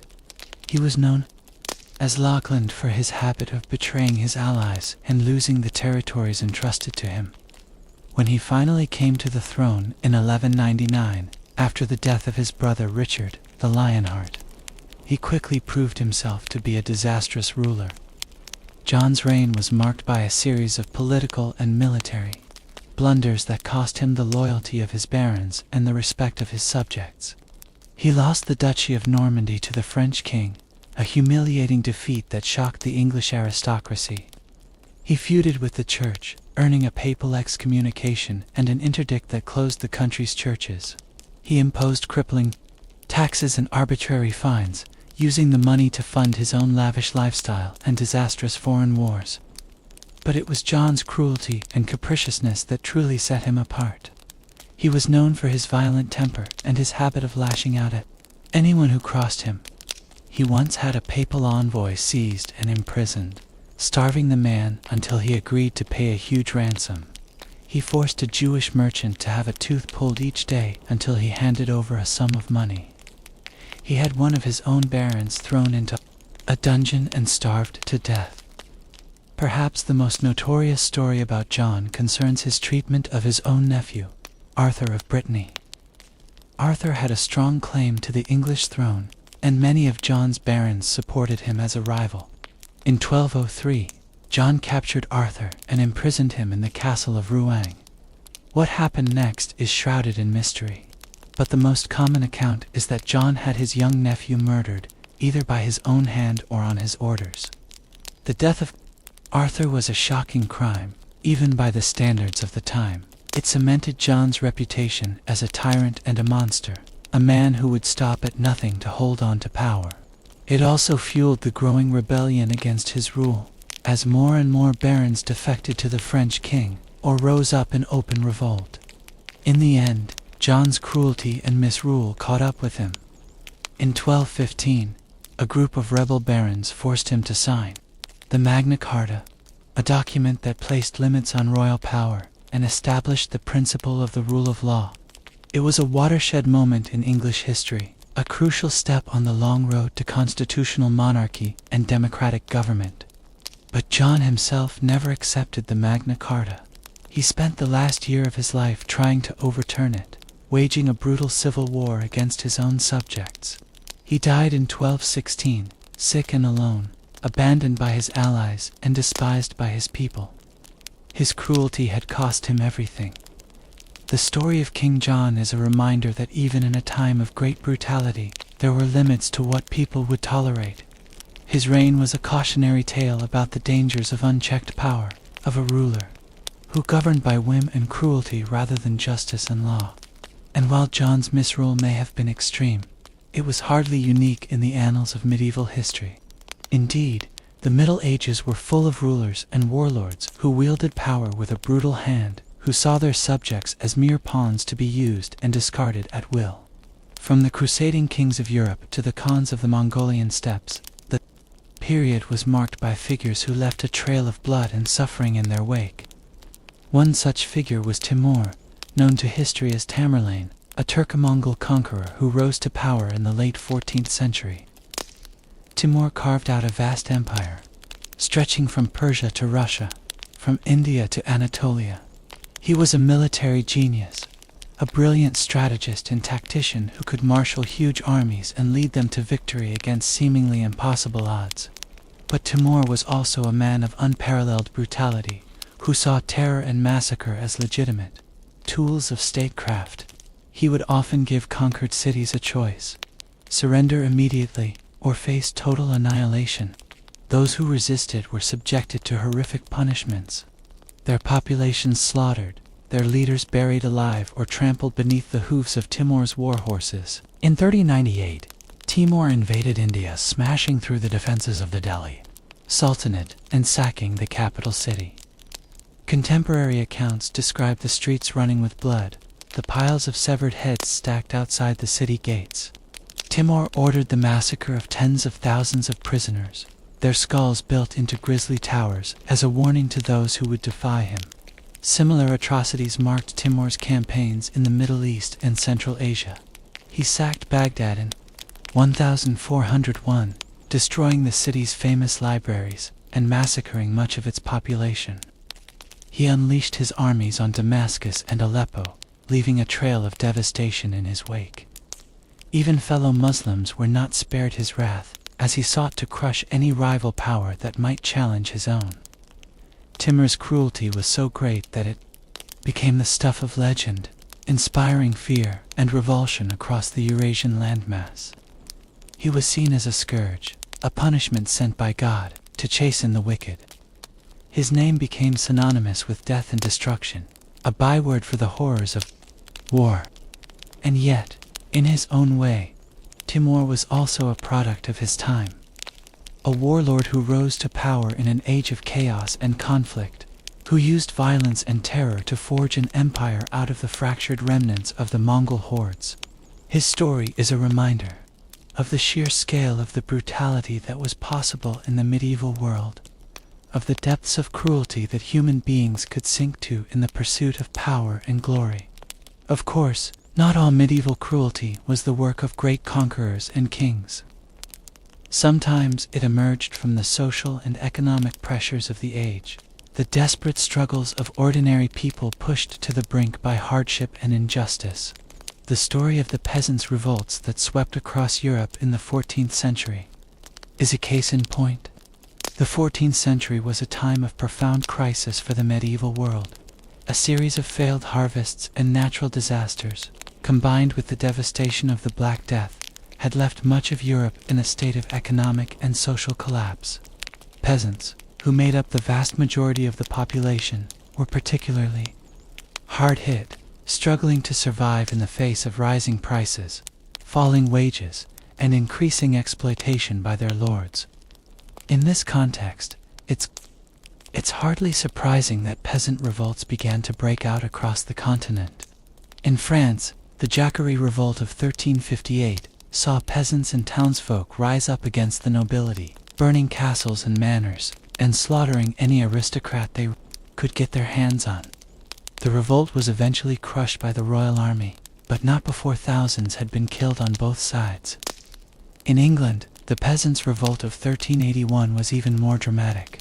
Sparked by a hated poll tax and years of simmering discontent, the revolt saw tens of thousands of peasants march on London, led by the charismatic rebel Wat Tyler.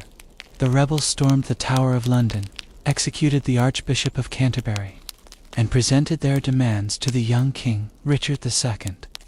For a moment, it seemed as if the social order of medieval England might be overturned.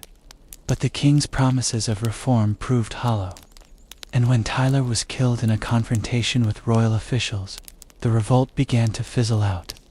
In the end, the rebels were brutally suppressed, with thousands hanged or imprisoned in the aftermath. The story of the peasants' revolts is a reminder of the profound inequalities and injustices that marked medieval society. For all the talk of chivalry and honor, the reality for most people was a life of backbreaking labor, constant insecurity, and the ever-present threat of violence and exploitation. When pushed to the limit, even the lowliest peasant could rise up and strike a blow against their oppressors. But the revolts also reveal the savage cruelty with which the medieval elite were willing to defend their privileges. The nobles and knights who crushed the rebels did so with a brutality that shocked even some of their contemporaries. They saw the peasants as little more than beasts, to be slaughtered or enslaved at will. The idea that the common people might have rights or grievances of their own was utterly alien to them. In the end, the peasants' revolts were a symptom of a social order that was fundamentally unstable and unjust. They were a cry of rage and desperation from a people who had been pushed to the brink, who saw no other way to assert their humanity in the face of a system that treated them as disposable. And while the revolts themselves were ultimately unsuccessful, they left a legacy of resistance and defiance that would echo down through the centuries. The same could be said of many of the figures and events we've discussed in this program.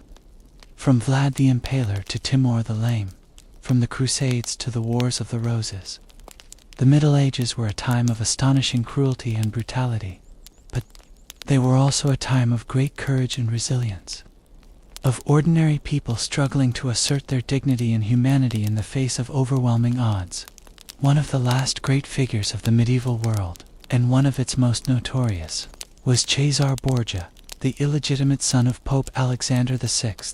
Cesare was a cardinal and a military leader, a man, the Crusades, a series of religious wars waged by European Christians to reclaim the Holy Land from Muslim rule, exemplify the capacity for cruelty in the medieval era. When Pope Urban II launched the First Crusade in 1095, he sanctioned appalling violence in the name of faith. casting the Muslims as evil occupiers oppressing Christians. Urban promised spiritual rewards for those who took up the cross to fight. Tens of thousands responded to his call, embarking on a bloody campaign across the Mediterranean. The climax came in 1099 with the siege of Jerusalem. After breaking through the city walls, the Crusaders unleashed a horrific slaughter upon the Muslim and Jewish inhabitants. Eyewitness accounts speak of streets running red with blood, as soldiers and civilians alike were put to the sword. Mercy was shown to women or children. In their religious fervor, the Crusaders saw this as an act of righteous cleansing to purify the holy city. But to the defenders, it was an unspeakable atrocity and searing humiliation. News of Jerusalem's fall sent shockwaves through the Muslim world. The Crusaders established their own kingdoms in the Levant, but these remained under constant threat. Subsequent crusades aimed to shore up these precarious territories, but met with dwindling success. The religious passions unleashed proved impossible to control. Back in Europe, the crusading spirit fueled persecution of Jews, long viewed with suspicion as outsiders. Mobs attacked Jewish communities, giving them the stark choice of conversion or death. Even fellow Christians could find themselves in the crosshairs of crusading armies.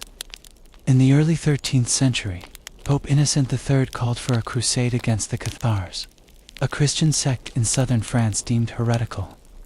The resulting Albigensian crusade saw the Catholic North relentlessly attack the tolerant South, leaving a trail of massacres and destroyed cities.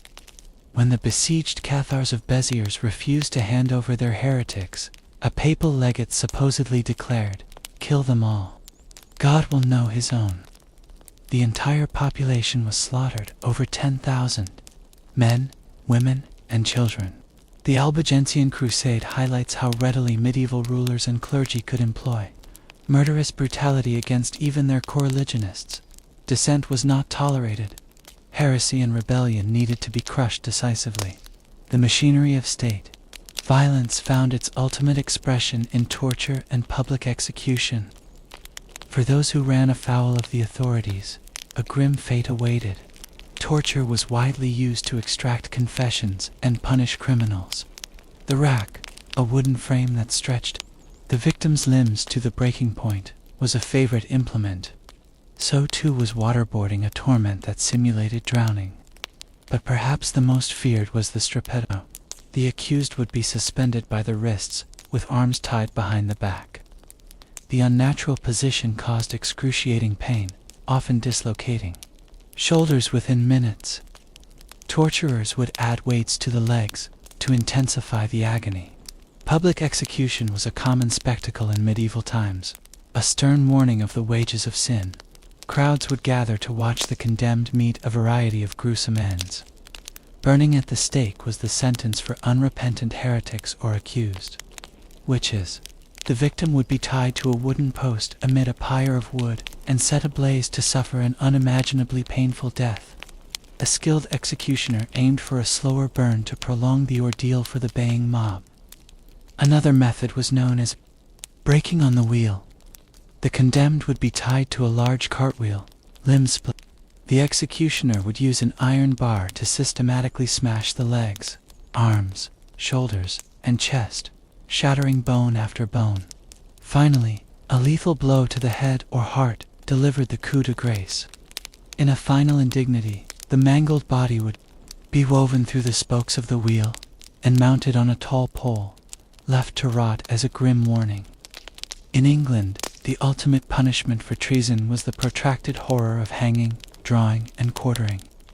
The traitor would first be dragged to the gallows, often over rough ground by a horse, as jeering spectators pelted them with refuse. At the execution site, they would be hanged by the neck, cut down while still alive, and publicly castrated. The stomach would then be slit open, and the intestines yanked out and burned before the victim's eyes. Finally, the condemned would be beheaded and the body chopped into 4 quarters for display around the kingdom. It was a slow, humiliating, and agonizing end, calculated to deter any who dared threaten the crown. Such was the fate of Hugh Despenser the Younger, chief advisor to King Edward II. He made a deadly enemy in Queen Isabella, denied the political influence she craved. When Isabella and her lover Roger Mortimer seized power and forced Edward to abdicate, they targeted Despenser for his loyalty to the king. Despenser suffered the full traitor's death described above. A ruthless nobleman himself, in his last ghastly moments, he reaped the whirlwind of the pitiless times he inhabited. Perhaps no English king has gone down in history as more villainous than John, the youngest son of Henry II. Though he showed military prowess in his youth, John proved a disastrous ruler after inheriting the throne in 1199. Through ineptitude and treachery, he lost the crown's ancestral lands in Normandy to the French king. This humiliation, coupled with punishing taxation, alienated his feudal barons and plunged England into civil war. John had already gained a reputation for petty cruelty prior to becoming king. In a fit of rage, he reportedly murdered his own nephew and rival, Arthur of Brittany, who disappeared suspiciously in 1203. As king, John reveled in the violent suppression of any who challenged his rule. After defeating a rebellion by his barons, he made a vicious example of its leader, William de Braose. John had him dragged behind a horse to Coventry, where he was hanged from a gibbet until nearly dead, then disemboweled and beheaded.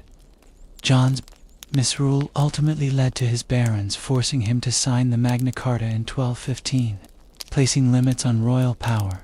But the king had no intention of abiding by this charter of rights. He lashed out with a campaign of destruction across the country, burning barns and seizing crops to starve out his enemies. The barons responded by inviting Prince Louis of France to take the English throne, sparking a fresh civil war. John's reputation as a tyrant was sealed by his death from dysentery amid this chaos in 1216, an ignominious end to a cruel and calamitous reign. The 14th century saw some of the worst calamities to ever befall the common folk of Europe. The century opened with the Great Famine of 1315 to 1317, the result of a catastrophic perfect storm of colder temperatures, incessant rain that ruined harvests, and rampant crop disease. With reserves exhausted and no relief in sight, desperate, peasants resorted to eating dogs, horses, and even human flesh. Millions succumbed to the prolonged effects of malnutrition. A generation later, the Black Death scythed through the population already weakened by food scarcity. The terrifying disease could kill within days, leaving towns and villages desolated. The sheer scale of mortality collapsed the medieval social order. Some lords tried to force the decimated peasantry to keep working as normal, showing little compassion for their plight. Fields went untended, bringing the threat of renewed famine. In this landscape of deprivation and death, eruptions of peasant rage were perhaps inevitable. The Jacquerie Revolt blazed through northern France in 1358, a response to the devastation wrought by the 100 Years' War. Peasant mobs targeted noble estates, burning and pillaging, but reprisals were swift and merciless.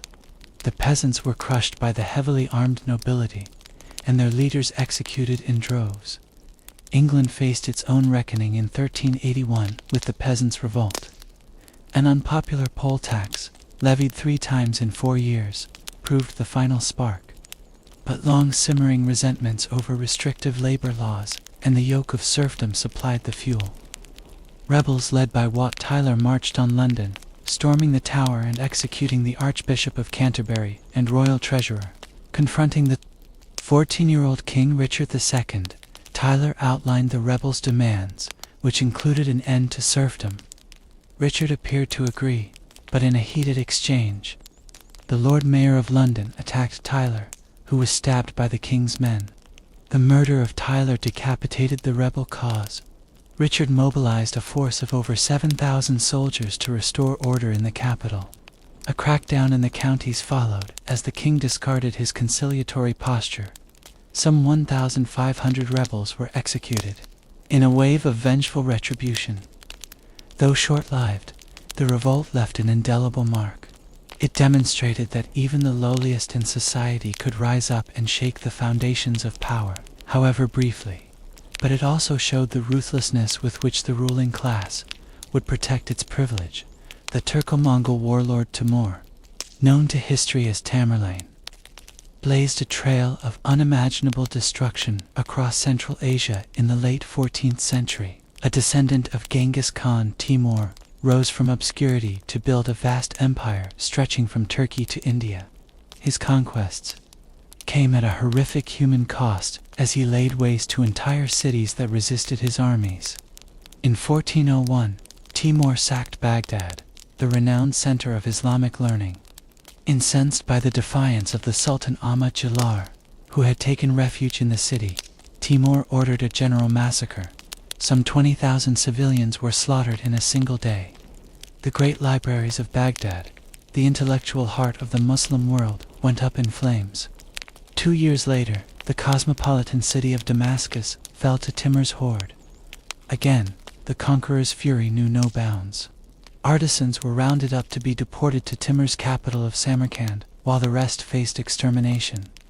Timur's most terrifying atrocity occurred on the Delhi Sultanate campaign of 1398. The Sultan Nasir ad-Din Mahmud Shah Tughlaq chose to confront Timur's forces in open battle, a catastrophic error of judgment. The Indians were crushed, and a vengeful Timur unleashed hell on the city of Delhi for 3 days. Timur's soldiers engaged in an orgy of rape, murder, and looting.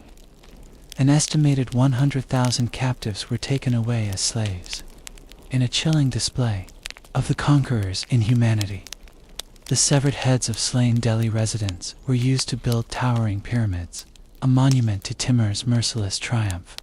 Timur's conquests came at an appalling cost in human life and cultural destruction. He was unapologetic in his cruelty, seeing terror as a legitimate weapon of war. The fear Timur instilled was so pervasive that many cities submitted to him without a fight, desperate to avoid the dreadful fate of Baghdad or Damascus. Timur died in 1405 while on a punitive campaign against Ming China, sparing that empire. His murderous attentions, he left a legacy drenched in blood. A conqueror whose thirst for power recognized no moral limits. The Wars of the Roses, a protracted dynastic struggle for the English crown, plunged the nation into 3 decades of sporadic civil war in the late 15th century. The conflict pitted two rival branches of the royal family, the houses of York and Lancaster, against each other in a series of bloody clashes. Though much of the fighting involved noble factions, the common people of England also suffered terribly. The wars reached a brutal crescendo in 1461 with the Battle of Totan. Fought in a snowstorm near York, it was the single bloodiest battle ever on English soil. The Yorkist army under Edward IV won a decisive victory, but at a horrific cost. Contemporary accounts claimed the battle and subsequent rout left some 28,000 men dead. It was said that Toten's rivers ran red with blood for days afterward. Edward showed no mercy to the defeated Lancastrians. Even men who had sought sanctuary in Toten's churches were dragged out and beheaded on Edward's orders. The most notorious figure of the Wars of the Roses is undoubtedly King Richard III, though his villainy may be exaggerated by the victorious Tudors who succeeded him. Richard's ruthless actions in seizing and defending the crown are well documented. In 1483, as regent to the 12-year-old Edward V, Richard had the young king and his younger brother declared illegitimate and imprisoned in the Tower of London. The princes in the Tower subsequently disappeared, almost certainly murdered on Richard's command to eliminate rivals to his rule. Richard faced a challenge to his usurped throne from Henry Tudor, a claimant from the Lancastrian line. The matter was settled in August 1485 at the Battle of Bosworth Field. In the thick of the fighting, Richard launched a desperate cavalry charge aimed at Henry's personal standard. He unhorsed the Lancastrian champion, Sir John Cheyne, but was soon overwhelmed. Attacked on all sides, Richard was driven to the ground and butchered.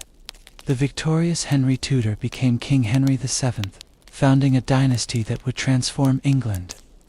Richard's battered corpse was stripped naked, flung over a horse, and carried to Leicester for an ignominious burial in a humble church. The last English king to die in battle. Richard's savage end embodied the merciless ethos of the Wars of the Roses. The Italian political theorist Niccolò Machiavelli held up Cesare Borgia as a model of the ruthless new prince in his famous work of Realpolitik. The illegitimate son of Pope Alexander VI, Cesare was a cardinal who abandoned the cloth to pursue naked ambition as a military commander. With his father's backing, he carved out a state for himself in the patchwork of cities and principalities. In northern Italy, Cesare was handsome, learned, and charismatic, but those qualities disguised a pitiless drive for power. Caesar's defining act of callousness was the murder of his older brother, Giovanni, in 1497.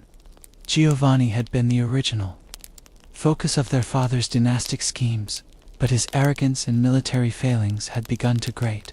When Giovanni turned up dead in suspicious circumstances, Cesare was the prime suspect. Some whispered that Cesare had thrown his brother's corpse into the Tiber. Fratricide was no impediment to Cesare's advance. Now the chief beneficiary of Borgia papal patronage, he redoubled his quest for glory, as Cesare rampaged through the Romania in 1501 to 1502. No method was too vicious if it secured his goals. He lured the troublesome lords of Senegalia to a meeting under false pretenses, where he had them strangled. When the city of Capua resisted Caesar's French allies, he joined the punitive sacking that saw the defenders massacred and the population terrorized into submission.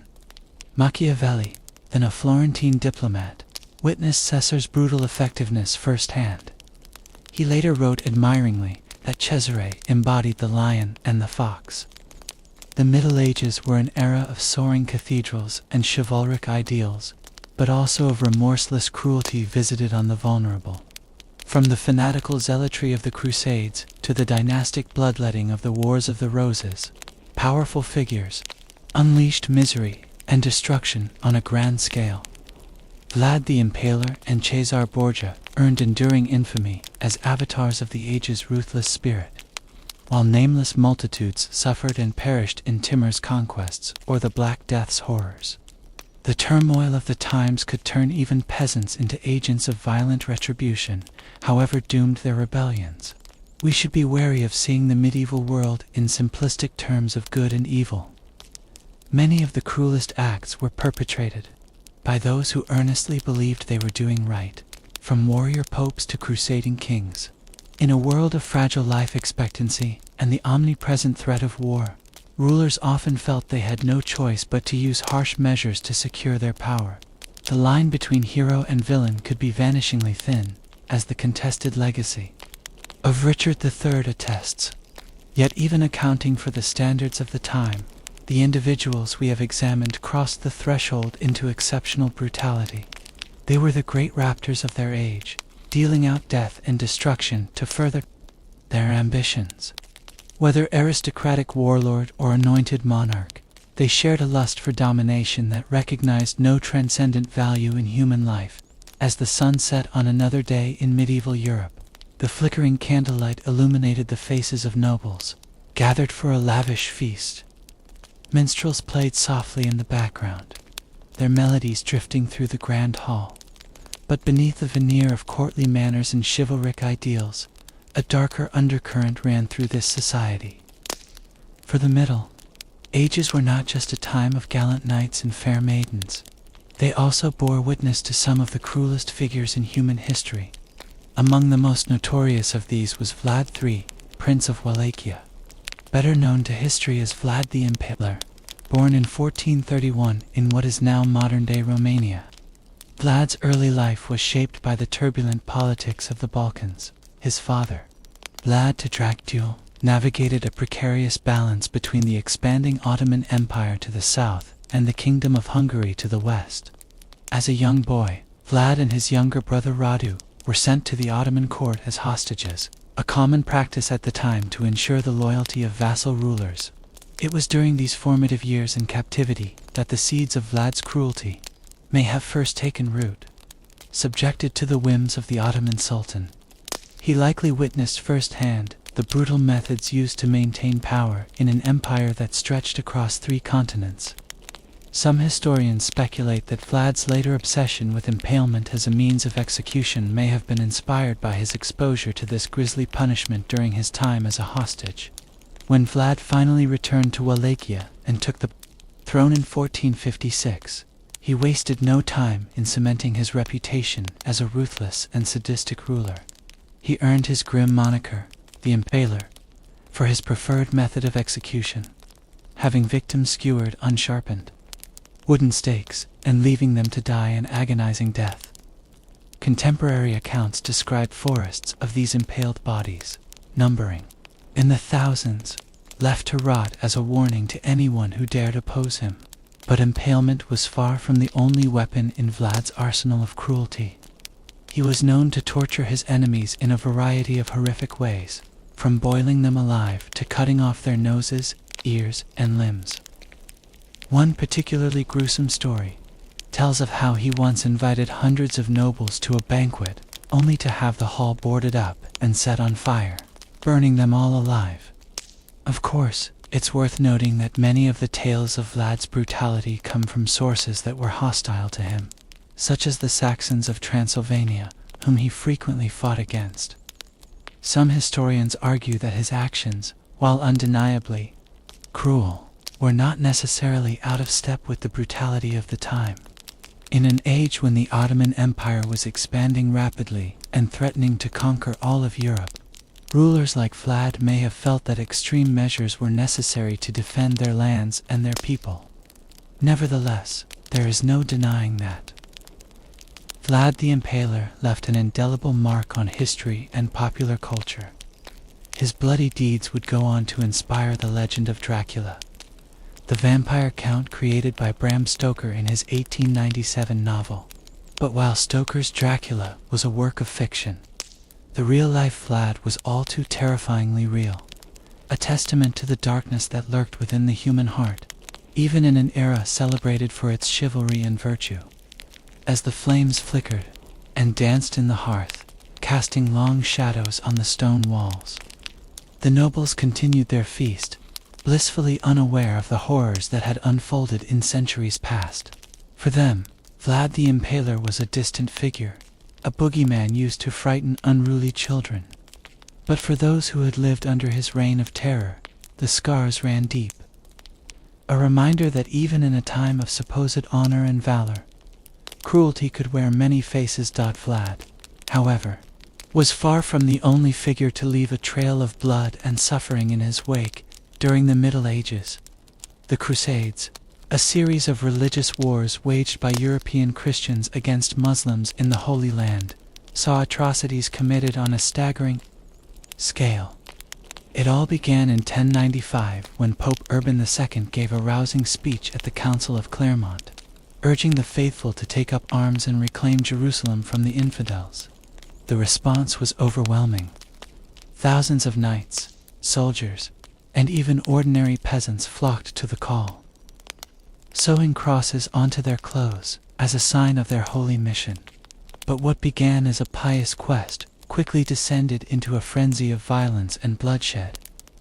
As the Crusaders marched east, they left a trail of destruction in their wake, slaughtering Jewish communities in the Rhineland and sacking the great city of Constantinople, the heart of Eastern Christendom. When they finally reached Jerusalem in 1099, the Crusaders unleashed a horrific massacre on the city's inhabitants. Muslim and Jewish men, women, and children were put to the sword, their bodies piled high in the streets. Contemporary accounts describe the conquerors wading through blood up to their ankles, the air thick with the stench of death. It was a scene of unimaginable brutality, all carried out in the name of God and with the blessing of the Church. The Crusades would drag on for nearly 2 centuries as European armies repeatedly tried and failed to maintain their grip on the Holy Land. Each new campaign brought fresh atrocities, from the sack of Acre in 1104 to the fall of Jerusalem to Saladin in 1187. The violence was not limited to the battlefield either. Back in Europe, The Crusades fueled a rising tide of anti-Semitism, with Jewish communities facing persecution, forced conversion, and even mass murder at the hands of crusading mobs. One of the darkest chapters in this history was the Albigensian Crusade, launched by Pope Innocent III in 1209 against the Cathar heretics of southern France. The Cathars were a Christian sect that rejected the authority of the Catholic Church and believed in a dualistic universe of good and evil. To the church hierarchy, they represented a dangerous threat to the established order, one that had to be stamped out at any cost. Over the next 20 years, the Crusaders waged a brutal campaign of terror against the Cathars and their supporters. Whole towns and villages were put to the torch, their inhabitants slaughtered without mercy. At the notorious massacre of Béziers in 1209, the papal legate allegedly declared, "Kill them all. God will know his own." A chilling sentiment that would come to define the savagery of the crusade. By the time the last Cathar stronghold fell in 1229, the once vibrant culture of southern France lay in ruins. The Albigensian Crusade had not only decimated the Cathar heresy, but also paved the way for the expansion of royal power and the infamous Inquisition that would terrorize Europe for centuries to come. It was a grim reminder of the terrible price paid by those who dared to challenge the authority of the Purge in the Middle Ages. As the embers burned low in the hearth and the minstrel songs faded into the night, the nobles began to drift off to their chambers, their minds heavy with the weight of history. For all the grandeur and pageantry of their world, they knew that it was built on a foundation of blood and suffering, the legacy of the cruelest people in medieval history. And as they lay their heads down to sleep, they could only hope that the demons of the past would not come back to haunt them in their dreams. The Albigensian Crusade was a brutal campaign launched by Pope Innocent III in 1209 to eliminate the Cathar heresy in Languedoc, a region in southern France. The Cathars were a Christian sect that rejected the authority of the Catholic Church, believing in a dualistic theology that saw the material world as evil and corrupt. They preached a life of simplicity and poverty, winning many converts among the local populace. To the Pope and the French monarchy, however, the Cathars represented a dangerous threat to the established order. Innocent III declared them heretics and called for a crusade to exterminate them, offering the same spiritual rewards granted to crusaders in the Holy Land. A large army of French knights and mercenaries, led by the notorious Simon de Montfort, descended upon Languedoc, laying waste to the countryside. The Crusaders showed no mercy to the Cathars or their supporters.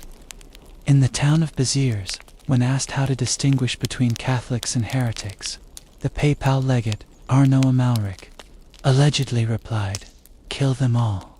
God." Beyond the religious persecution of heretics, like the Cathars, the Middle Ages were notorious for the cruel and gruesome forms of torture and execution, inflicted upon criminals and political enemies.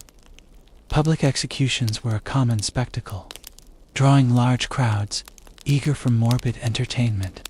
Burning at the stake was a particularly horrific fate, reserved for those convicted of heresy or witchcraft. The victims, often women, were tied to a wooden post surrounded by bundles of wood.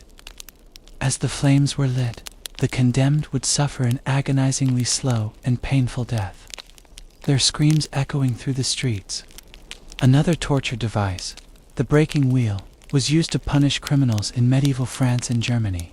The victims' limbs were tied to a large wooden wheel, which was then slowly rotated while the executioner smashed the exposed bones with an iron bar. This process could be repeated for hours, prolonging the torment before finally delivering a fatal blow called the coup de grace. In England, the punishment for treason was the infamous hanging, drawing, and quartering. The condemned man would first be hanged until nearly dead, then cut down and disemboweled while still alive. His entrails were burned before him as he watched. Finally, his body would be cut into 4 pieces, or quartered, and the parts sent to the 4 corners of the kingdom as a warning to others. These brutal methods were not just about punishment, but also about sending a message and instilling terror. They served as a public reminder of the consequences of defying those in power, whether religious or secular authorities. The cruel ingenuity of these tortures and executions speaks to a certain medieval mentality that often valued retribution and intimidation over justice and mercy. One English king particularly associated with such cruelty and abuse of power was King John, the youngest son of Henry II, though he is perhaps best known for being the villain in the Robin Hood legends. Forced to sign the Magna Carta by his rebellious barons, his real-life villainy was even more shocking. John was said to be a spiteful, petty tyrant with a vicious temper. Early in his reign, he managed to lose most of the English crown's lands in France, including Normandy, due to military incompetence and alienating his own vassals. This led to a rebellion by a group of powerful barons in England, plunging the kingdom into civil war. John responded to this threat with his customary brutality. He took a number of the rebel barons prisoner and executed them, starving some to death in his dungeons. He was also rumored to have murdered his own nephew and rival claimant to the throne, Arthur of Brittany, though the truth of this accusation remains uncertain. What is clear is that John's actions made him hugely unpopular with his subjects. He was seen as a cowardly, dishonorable king who failed to live up to the chivalric ideals of the age. His humiliating defeat by the French and his cruel treatment of his own people led to a complete collapse in his support. When the barons finally cornered him and forced him to sign the Magna Carta in 1215, limiting royal power and enshrining certain rights, few of his subjects mourned. Despite this check on his authority, John spent his remaining years trying to wriggle out of the Magna Carta's provisions and re-establish his own despotic rule. He might have succeeded, plunging England back into tyranny, had he not died suddenly of dysentery in 1216, on campaign against the rebellious barons and their French allies. John's ignominious end was a fitting symbol of his disastrous reign, characterized by a toxic blend of incompetence, spite, and wanton cruelty. Nowhere were the sufferings of the common people in the middle. Ages more acute than during the era of the great peasant revolts of the 14th century. A perfect storm of famine, plague, and war had left the lower classes more impoverished and oppressed than ever, while the nobility continued to live in luxury and excess. The first major eruption of peasant anger came in France in 1358, during the early stages of the 100 Years' War with England, with the French King Jean II captured by the English at the Battle of Poitiers, and the kingdom in chaos. A group of peasants and townsfolk rose up in the Jacquerie Revolt, named for their leader Jacques Bonhomme, or Simple Jack. The Jacquerie was marked by its ferocity and indiscriminate violence. The rebels, armed with little more than farming tools and makeshift weapons, attacked noble estates and castles, burning and pillaging as they went. They targeted the nobility and clergy in particular, seeing them as the source of their oppression and misery. However, the nobles soon regrouped and launched a brutal counterattack. The untrained and poorly equipped peasant mobs were no match for the heavily armed and mounted knights. The revolt was crushed mercilessly, with the rebels slaughtered. En masse, Jacques Bonhomme himself was captured and gruesomely executed, his body torn apart by horses. A similar fate awaited the participants in the English Peasants' Revolt of 1381, sparked by a combination of heavy taxation, the ravages of the Black Death, and resentment of the feudal system. The revolt saw tens of thousands of peasants and laborers march on London under the leadership of Wat Tyler. Initially, the young King Richard II agreed to meet with the rebels and hear their demands, which included the abolition of serfdom and a general pardon. However, during a heated confrontation at Smithfield, Tyler was suddenly attacked and killed by the Lord Mayor of London, leading to an armed standoff. Richard, though only 14 years old, showed remarkable composure and cunning. He promised the leaderless rebels that he would meet their demands if they dispersed peacefully. Once they had gone, however, he reneged on his word and launched a wave of reprisals. The leading rebels were hunted down, hanged, and quartered, while the rest were forced back into servitude. The failure of these revolts illustrates the near impossible odds faced by medieval peasants in trying to change their lot. Despite their numerical strength, they lacked the organization, resources, and leadership to effectively challenge the entrenched power of the nobility and clergy. The vicious repression that followed each uprising only served to reinforce the rigid social hierarchy of the age. As a result, the peasantry remained largely powerless and oppressed throughout the Middle Ages, toiling in the fields and serving their masters with little hope of relief or redress. The dream of a more just and equitable society would have to wait for future generations to take up the fight. In the late 14th century, a new terror emerged from the steppes of Central Asia to devastate the Islamic world and beyond. Timur, known to history as Tamerlane, or Timur the Lame, was a Turco-Mongol conqueror who sought to rebuild the empire of Genghis Khan. In the process, he carved a bloody path across Eurasia, leaving behind piles of skulls and ruined cities as monuments to his brutality. Born into a minor clan in what is now Uzbekistan, Timur rose to power through a combination of military skill, political cunning, and sheer ruthlessness. He first established his authority over the Chagatai Khanate, a Mongol successor state in Central Asia, before launching a series of conquests that would make him the master of a vast empire stretching from Russia to India. Timur's methods were as cruel as they were effective. He was notorious for the practice of building towers of skulls from the remains of his defeated enemies, a gruesome display meant to strike terror into the hearts of those who might resist him. When he captured the city of Isfahan in Persia, he ordered the massacre of 70,000 inhabitants, their heads stacked into pyramids. One of Timur's most brutal campaigns was his invasion of India in 1398. Marching through the Khyber Pass with a huge army, he descended upon the Delhi Sultanate, then one of the richest and most powerful states in the Islamic world. The Sultan, Nasir-ud-Din Mahmud Shah, Tughlaq hastily assembled a force to meet him, but was outmaneuvered and crushed in battle. Timur then unleashed his troops on the city of Delhi itself. For 3 days, they engaged in an orgy of looting, rape, and slaughter, killing tens of thousands of civilians. The city was left a smoking ruin, its palaces and mosques reduced to rubble, its population decimated. It was a blow from which the Delhi Sultanate would never fully recover. Timur's later campaigns saw him sack Baghdad, Damascus, and Aleppo, leaving a trail of destruction across the Middle East.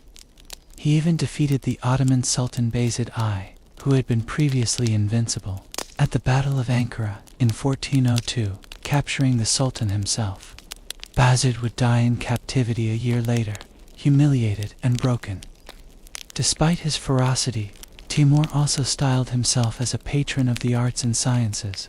He made his capital of Samarkand into a glittering center of culture and learning, attracting scholars, artists, and craftsmen from across the Islamic world.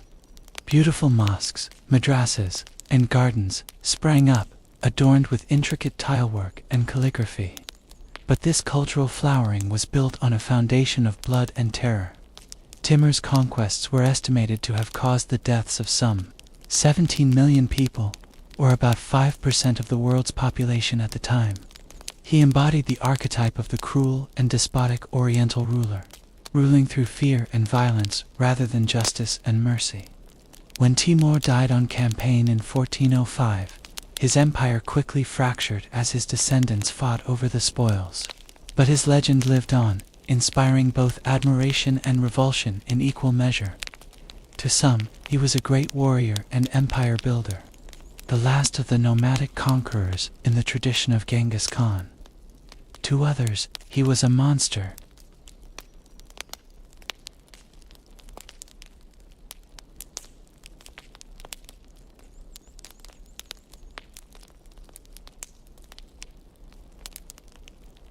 From the blood-soaked fields of France to the burning plains of India, the Middle Ages were an era of unrelenting conflict and war. But few struggles were as bitter or as destructive as the Wars of the Roses, a series of dynastic civil wars that tore England apart in the latter half of the 15th century.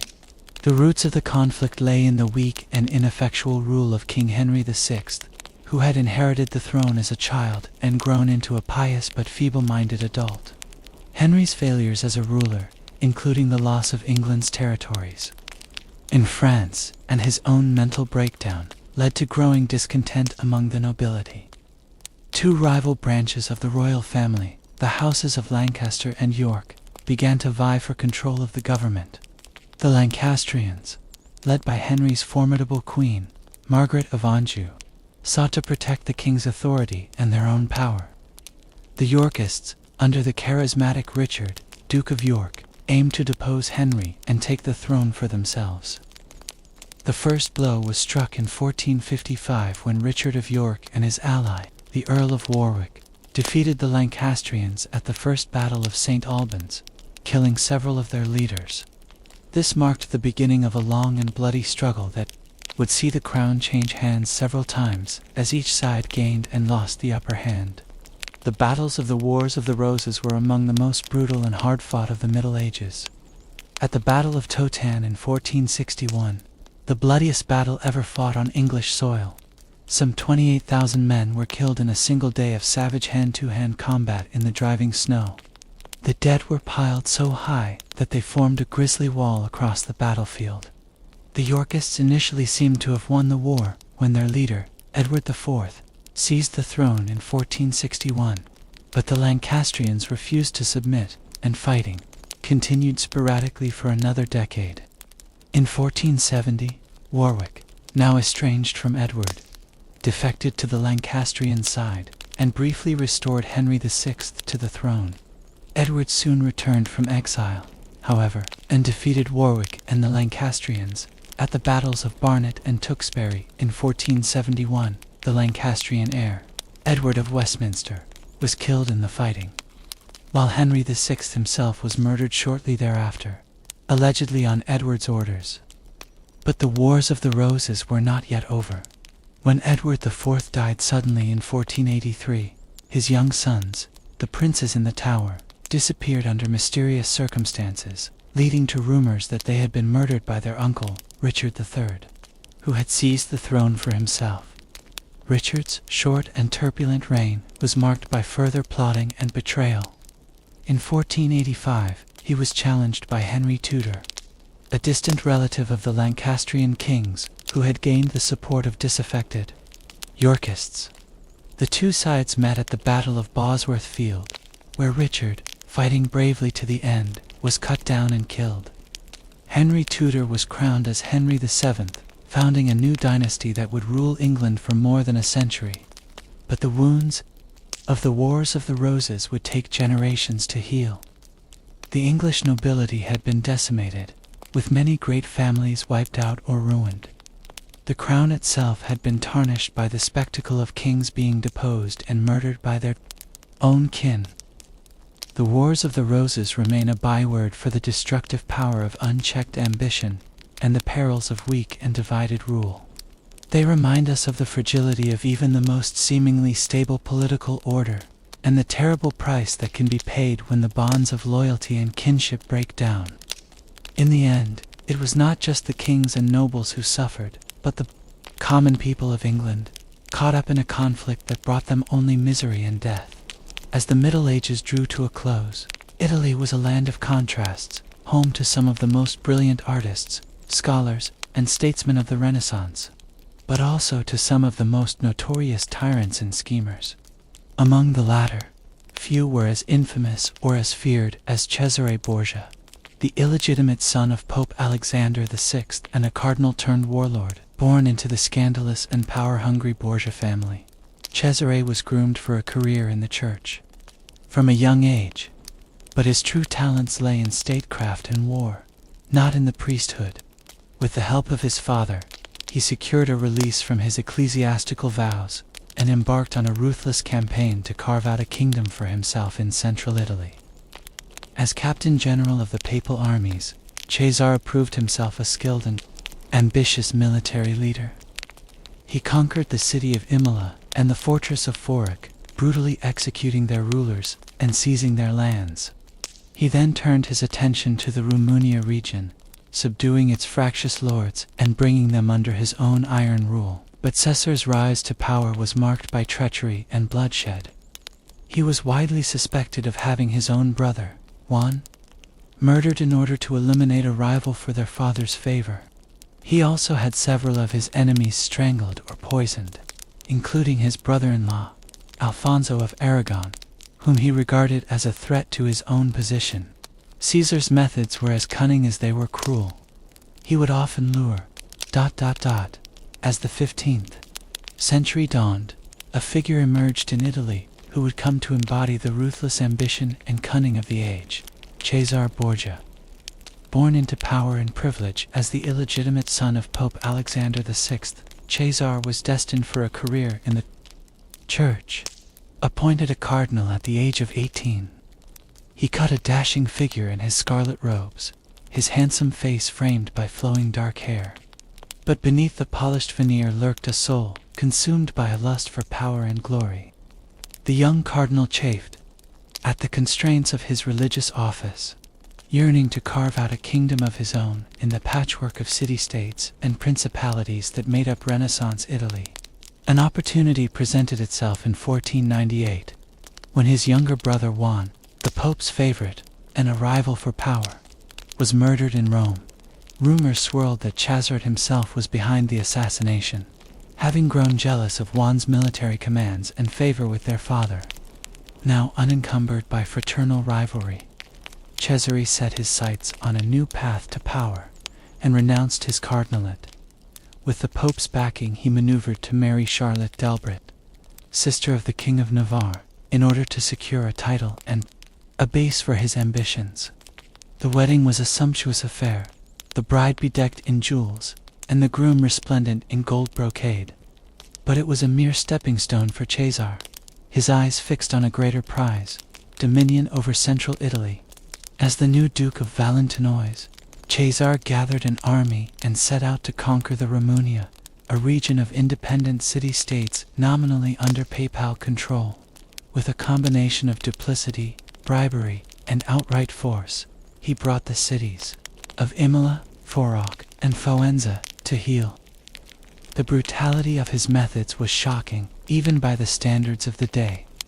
In the town of Capua, he ordered the murder of Astori III Manfredi, the young lord who had surrendered to him, and had his body thrown in the Tiber Machiavelli. Then a diplomat from Florence looked on with a mixture of horror and fascination. He would later enshrine Caesar as the archetypal new prince in his famous treatise, seeing in him a model of the amoral pragmatism required for successful statecraft. For all his undoubted abilities as a commander and politician, Machiavelli wrote, Caesar's ultimate failure was his reliance on the fickle goodwill of others, especially his father, the Pope. Indeed, it was Alexander's sudden death in 1503 that proved Caesar's undoing. The new Pope, Julius II, was determined to curtail the Borgia power and demanded the return of Caesar's conquests. Beset by enemies on all sides, his mercenary armies melting away, Caesar was forced to surrender. Exiled to Spain, he schemed fruitlessly to regain his lost dominions until his death in battle in 1507, aged only 31. Caesar's dazzling rise and precipitous fall was in many ways emblematic of the age, a time of dizzying social mobility when a man of talent and ruthless ambition could aspire to greatness, only to be brought low by the capricious winds of fortune. His legacy would endure not in any lasting political achievement, but in the pages of Machiavelli's Prince, a work that casts a long shadow over political thought to this day. For all his unscrupulous villainy, there remains something darkly compelling about the figure of Cesare Borgia, the handsome young cardinal who dreamed of crowns, the swashbuckling condottero who carved out a kingdom by the sword. His brilliance and his brutality, his soaring ambition and ultimate failure continue to fascinate us, even half a millennium later. But Caesar was far from alone in his cruelty. The Italian Renaissance, for all its glories of art and learning, was also an age of shocking violence and immorality among the ruling classes. From the bloody feuds of the Guelphs and Ghibellines to the intrigues of the Sforzos and Medici, Italy's history is littered with figures every bit as ruthless as Cesare Borgia. And beyond the Alps, Europe's monarchs were scarcely less brutal. The England of the Wars of the Roses saw countless nobles butchered in a relentless dynastic struggle, while in Spain, the terrors of the Inquisition were gathering pace. Even in Caesar's lifetime, the Ottoman Sultan Bayezid II was cementing his rule with fratricide, having his brother strangled to remove a potential rival claimant. The uncomfortable truth is that, for most of human history, cruelty and violence have been the norm rather than the exception for those in power. The absolute monarchs and warrior aristocrats of old were often pitiless in their pursuit of their own interests, untroubled by the suffering they inflicted on those below them. And yet even in the depths of the Middle Ages, there were glimmers of light amidst the darkness, voices of conscience and compassion that spoke out against the tide of brutality. Men like Saint Francis of Assisi, who renounced wealth and embraced poverty and humility, or the visionary mystic Hildegard of Bingen, who fearlessly rebuked emperors and popes alike. Their example reminds us that even in the most benighted of times, the human spirit is never wholly extinguished, that in every age there are those who strive to uphold the ideals of justice, mercy, and peace, no matter how powerful the forces arrayed against them. As we reflect on the cruelest figures of the Middle Ages, the tyrants and torturers, the warlords and inquisitors, we are called to ponder the eternal question of human nature itself. What is it that leads some to such heights of ruthlessness and barbarity, while others are moved by conscience to resist? There are no easy answers, but perhaps in wrestling with such questions, we can begin to shape a world in which the Cesare Borgias of our own time find it ever harder to flourish. A world where cruelty is met, not with indifference or acquiescence, but with the fierce and unyielding resistance of those who believe in the dignity of every human soul. The Middle Ages may seem to us now like a distant and alien realm, wreathed in the mists of time, but in the lives and deeds of those long-dead men and women, we can still hear the echoes of our common humanity, the same hopes and fears, the same dreams and despairs that move us to this day. In the end, perhaps the true lesson of history is simply this, that for all the cruelty and brutality of the past, the human spirit endures, that even in the darkest of times, there is always the possibility of redemption, of grace, of a better world to come. It is a lesson that we would do well to remember as we navigate the challenges and uncertainties of our own time. For though the faces and names may change, the fundamental struggle between light and darkness, between compassion and cruelty, remains the same, and it falls to each of us, in our own way, to take up the torch that has been passed down through the generations, to stand firm against the Cesare Borgias of our world, and to strive always for a future in which mercy and justice may prevail. As we close our eyes and drift off to sleep, let us hold fast to that hope, the hope that even in the darkest of nights, the dawn will come, that the better angels of our nature will guide us through the shadows and lead us at last into the light, as we delve deeper into the life and legacy of Cesare Borgia. It's important to understand the political landscape of Italy during the Renaissance. The peninsula was divided into a patchwork of city-states, each vying for power and influence. In this cutthroat environment, the Borgia family rose to prominence through a combination of shrewd political maneuvering, strategic marriages, and ruthless ambition. Cesare Borgia was born into this world of intrigue. In 1475, the illegitimate son of Cardinal Rodrigo Borgia, who would later become Pope Alexander VI. From a young age, Cesare was groomed for a life in the church, and by the age of 15, he was already a bishop.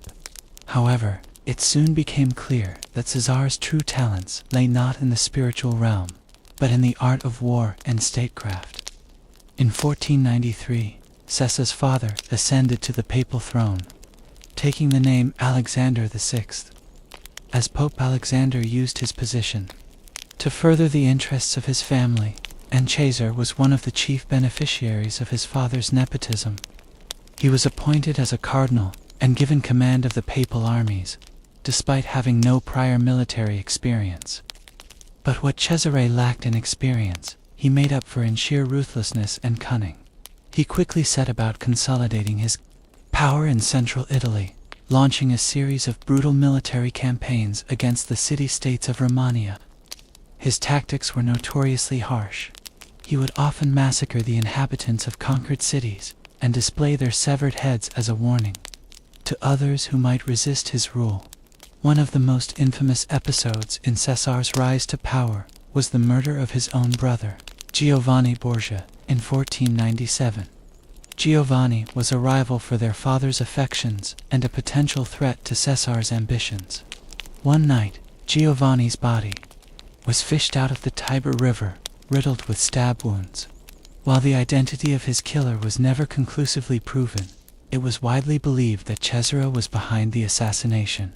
Despite the brutal nature of his rule, Cesare was not without his admirers. The Renaissance philosopher Machiavelli, who served as a diplomat to the Borgia court, saw in Cesare the embodiment of the ideal prince, a ruler who was willing to do whatever it took to achieve his goals. In his famous work, the Prince Machiavelli would later hold up Cesare as a model for other aspiring rulers to follow. But even the most ruthless of princes are not immune to the vicissitudes of fate. In 1503, Cesar's father died suddenly, leaving him without the protection of the papacy. His enemies, sensing weakness, quickly moved against him. Cesare was arrested and exiled to Spain, where he would spend the remaining years of his life in obscurity. Despite his ignominious end, the legacy of Cesare Borgia looms large in the annals of history. He is remembered as one of the most notorious figures of the Renaissance, a man who embodied both the brilliance and the brutality of the age. His story serves as a cautionary tale about the dangers of unchecked ambition and the corrupting influence of power. As we come to the end of our exploration of the cruelest people in medieval history, it's worth reflecting on what these stories can teach us about the human condition. Throughout the Middle Ages, we see the same themes emerge again and again: the lust for power, the capacity for cruelty, and the toll that these can take on the lives of ordinary people. Yet, even in the darkest moments of history, there are glimmers of light. For every Vlad the Impaler or Cesare Borgia, there were countless others who fought against tyranny and oppression, who sought to build a world based on justice and compassion. It is these stories, too, that we must remember as we look back on the medieval world. So, as we close this chapter on the cruelest people in medieval history, let us do so with a sense of perspective. While it is important to acknowledge the darkness of the past, it is equally important to recognize the progress that we have made as a species. We still have a long way to go in building a world free from cruelty and oppression. But by learning from the lessons of history, we can take steps towards a brighter future. Thank you for joining me on this journey through the darker corners of the medieval world. I hope that you have found it both informative and thought-provoking. If you enjoyed this, please consider liking and subscribing to support more content like this. And may you rest easy, knowing that the cruelest people in history are but a distant memory, and that the future is ours to shape. Good night.